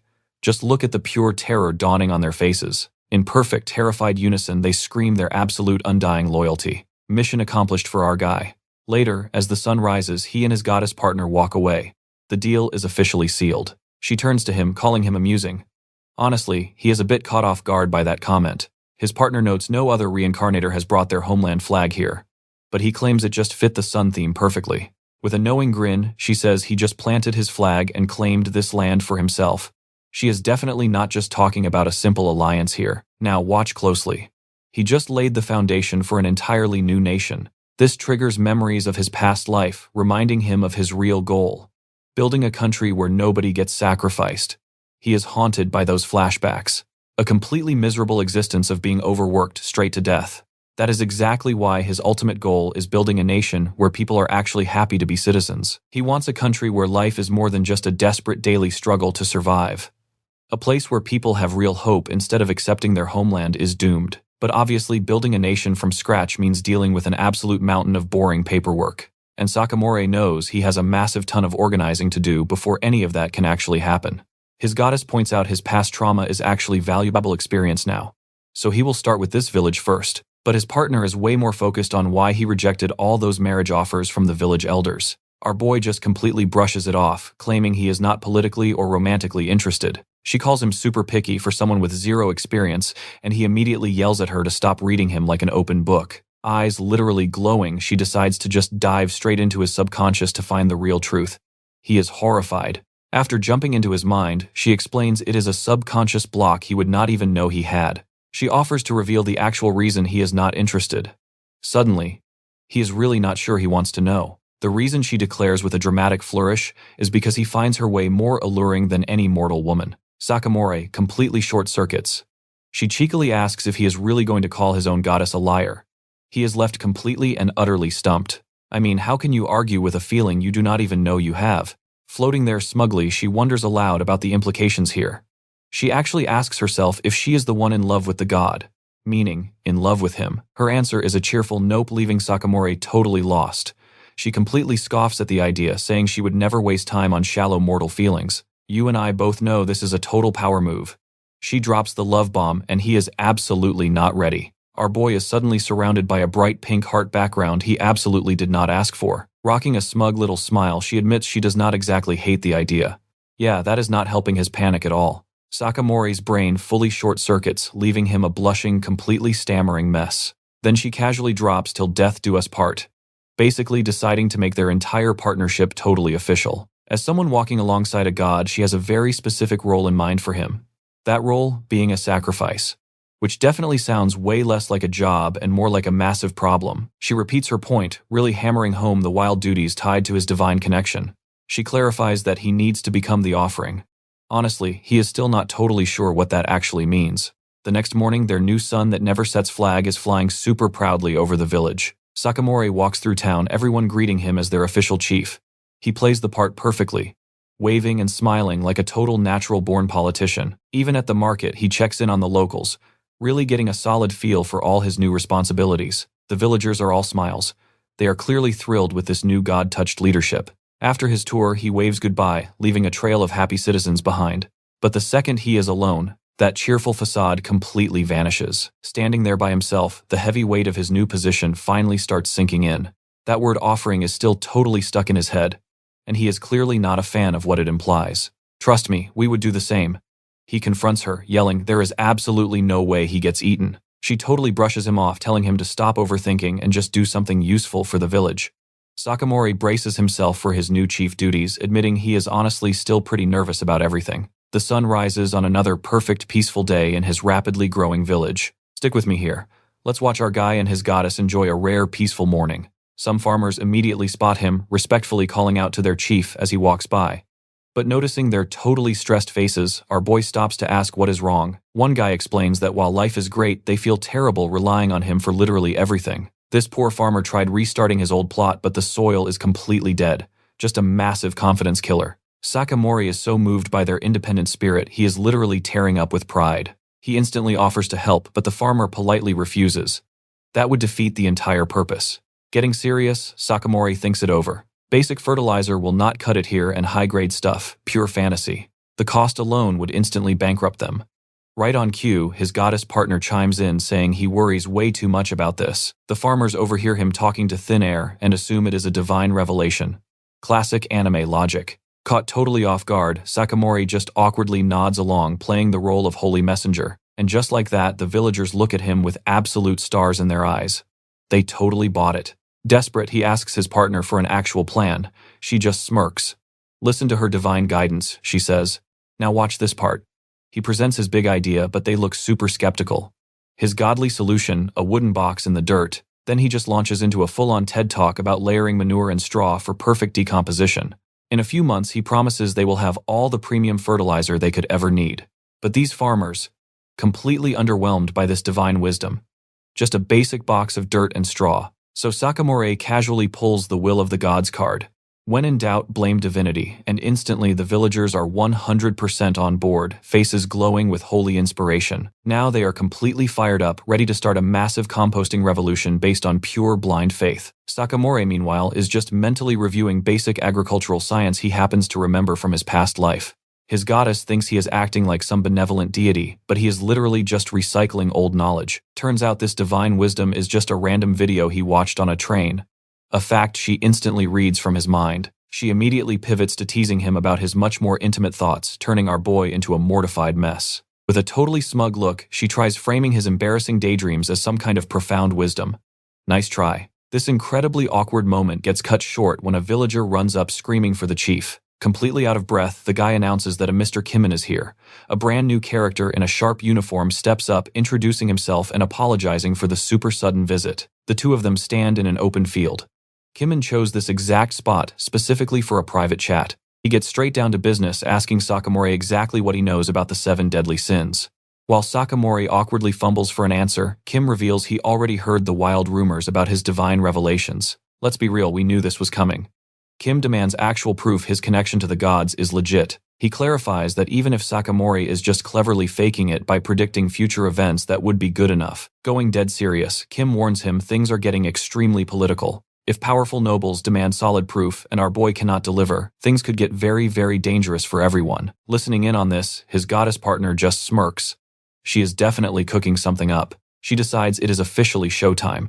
With one snap of her fingers, she gives Kim his proof. Suddenly, Sakamorei is literally levitating in this blinding holy glow. He looks completely baffled by the sudden promotion, eyes wide with pure shock. Yeah, floating was definitely not on his to-do list today. Even Kim is stunned silent, realizing he is witnessing something way, way above his pay grade. Complex golden patterns begin spreading all across Sakamorei's body, looking exactly like glowing divine tattoos. Kim instantly recognizes this as the mark of a divine offering. All his skepticism, gone in a second. Completely sold by the insane spectacle, he loudly declares, "Sakamorei is the real deal, a true messenger." Our boy is still mentally processing his shiny new glow-up while Kim explains this beats any noble's legitimacy. As the light fades, Kim suggests he might outrank the emperor himself. Sakamorei just stares at his partner. That specific word offering is finally starting to make a very weird kind of sense through a divine vision, bound together as a holy pair.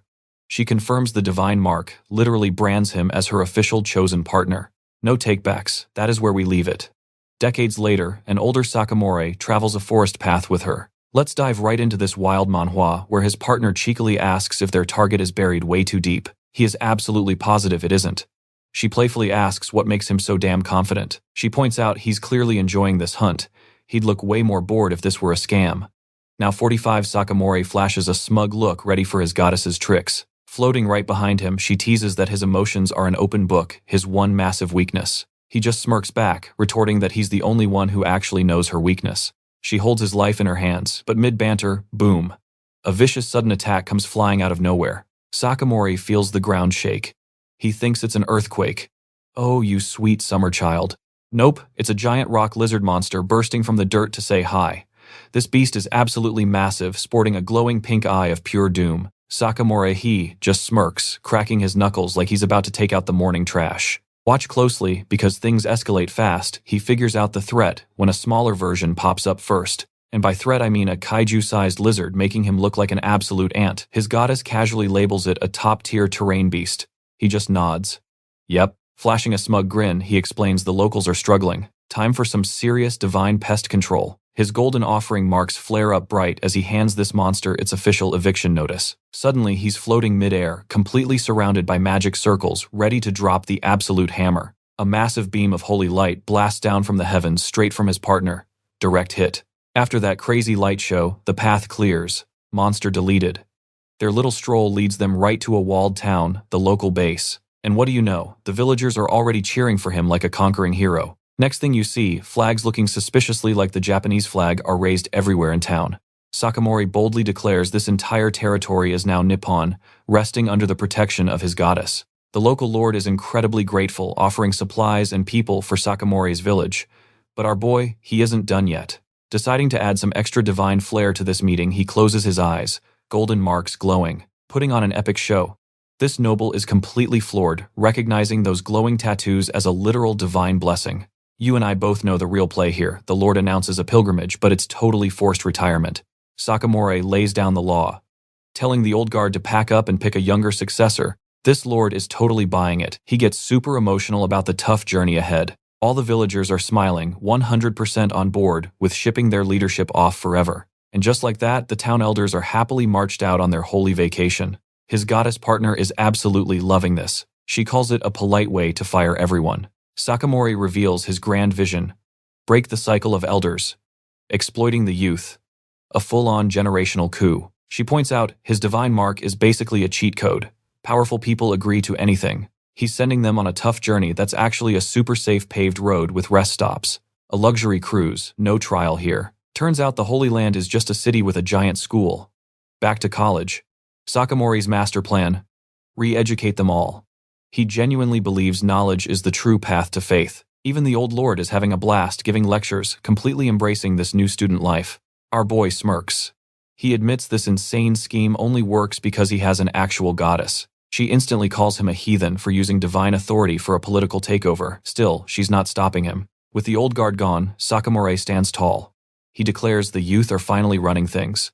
His partner teases him for acting cool, then ruins it by reading his mind, calling him out for thinking he totally nailed it. A montage kicks off. Sakamorei personally clears out hostile tribes to secure his new nation's borders. He delivers a rousing speech while the sun that never sets flag flies high. But he's not just fighting rival humans. He's brawling giant bear monsters to protect his turf. His nation expands as he unites different peoples under his rule. His new nation, Nippon, has spread across the entire map, a true testament to decades of work. Meanwhile, the old emperor of a rival nation is laid to rest, surrounded by flowers. At the funeral, an elderly Sakamorei and his partner watch somberly.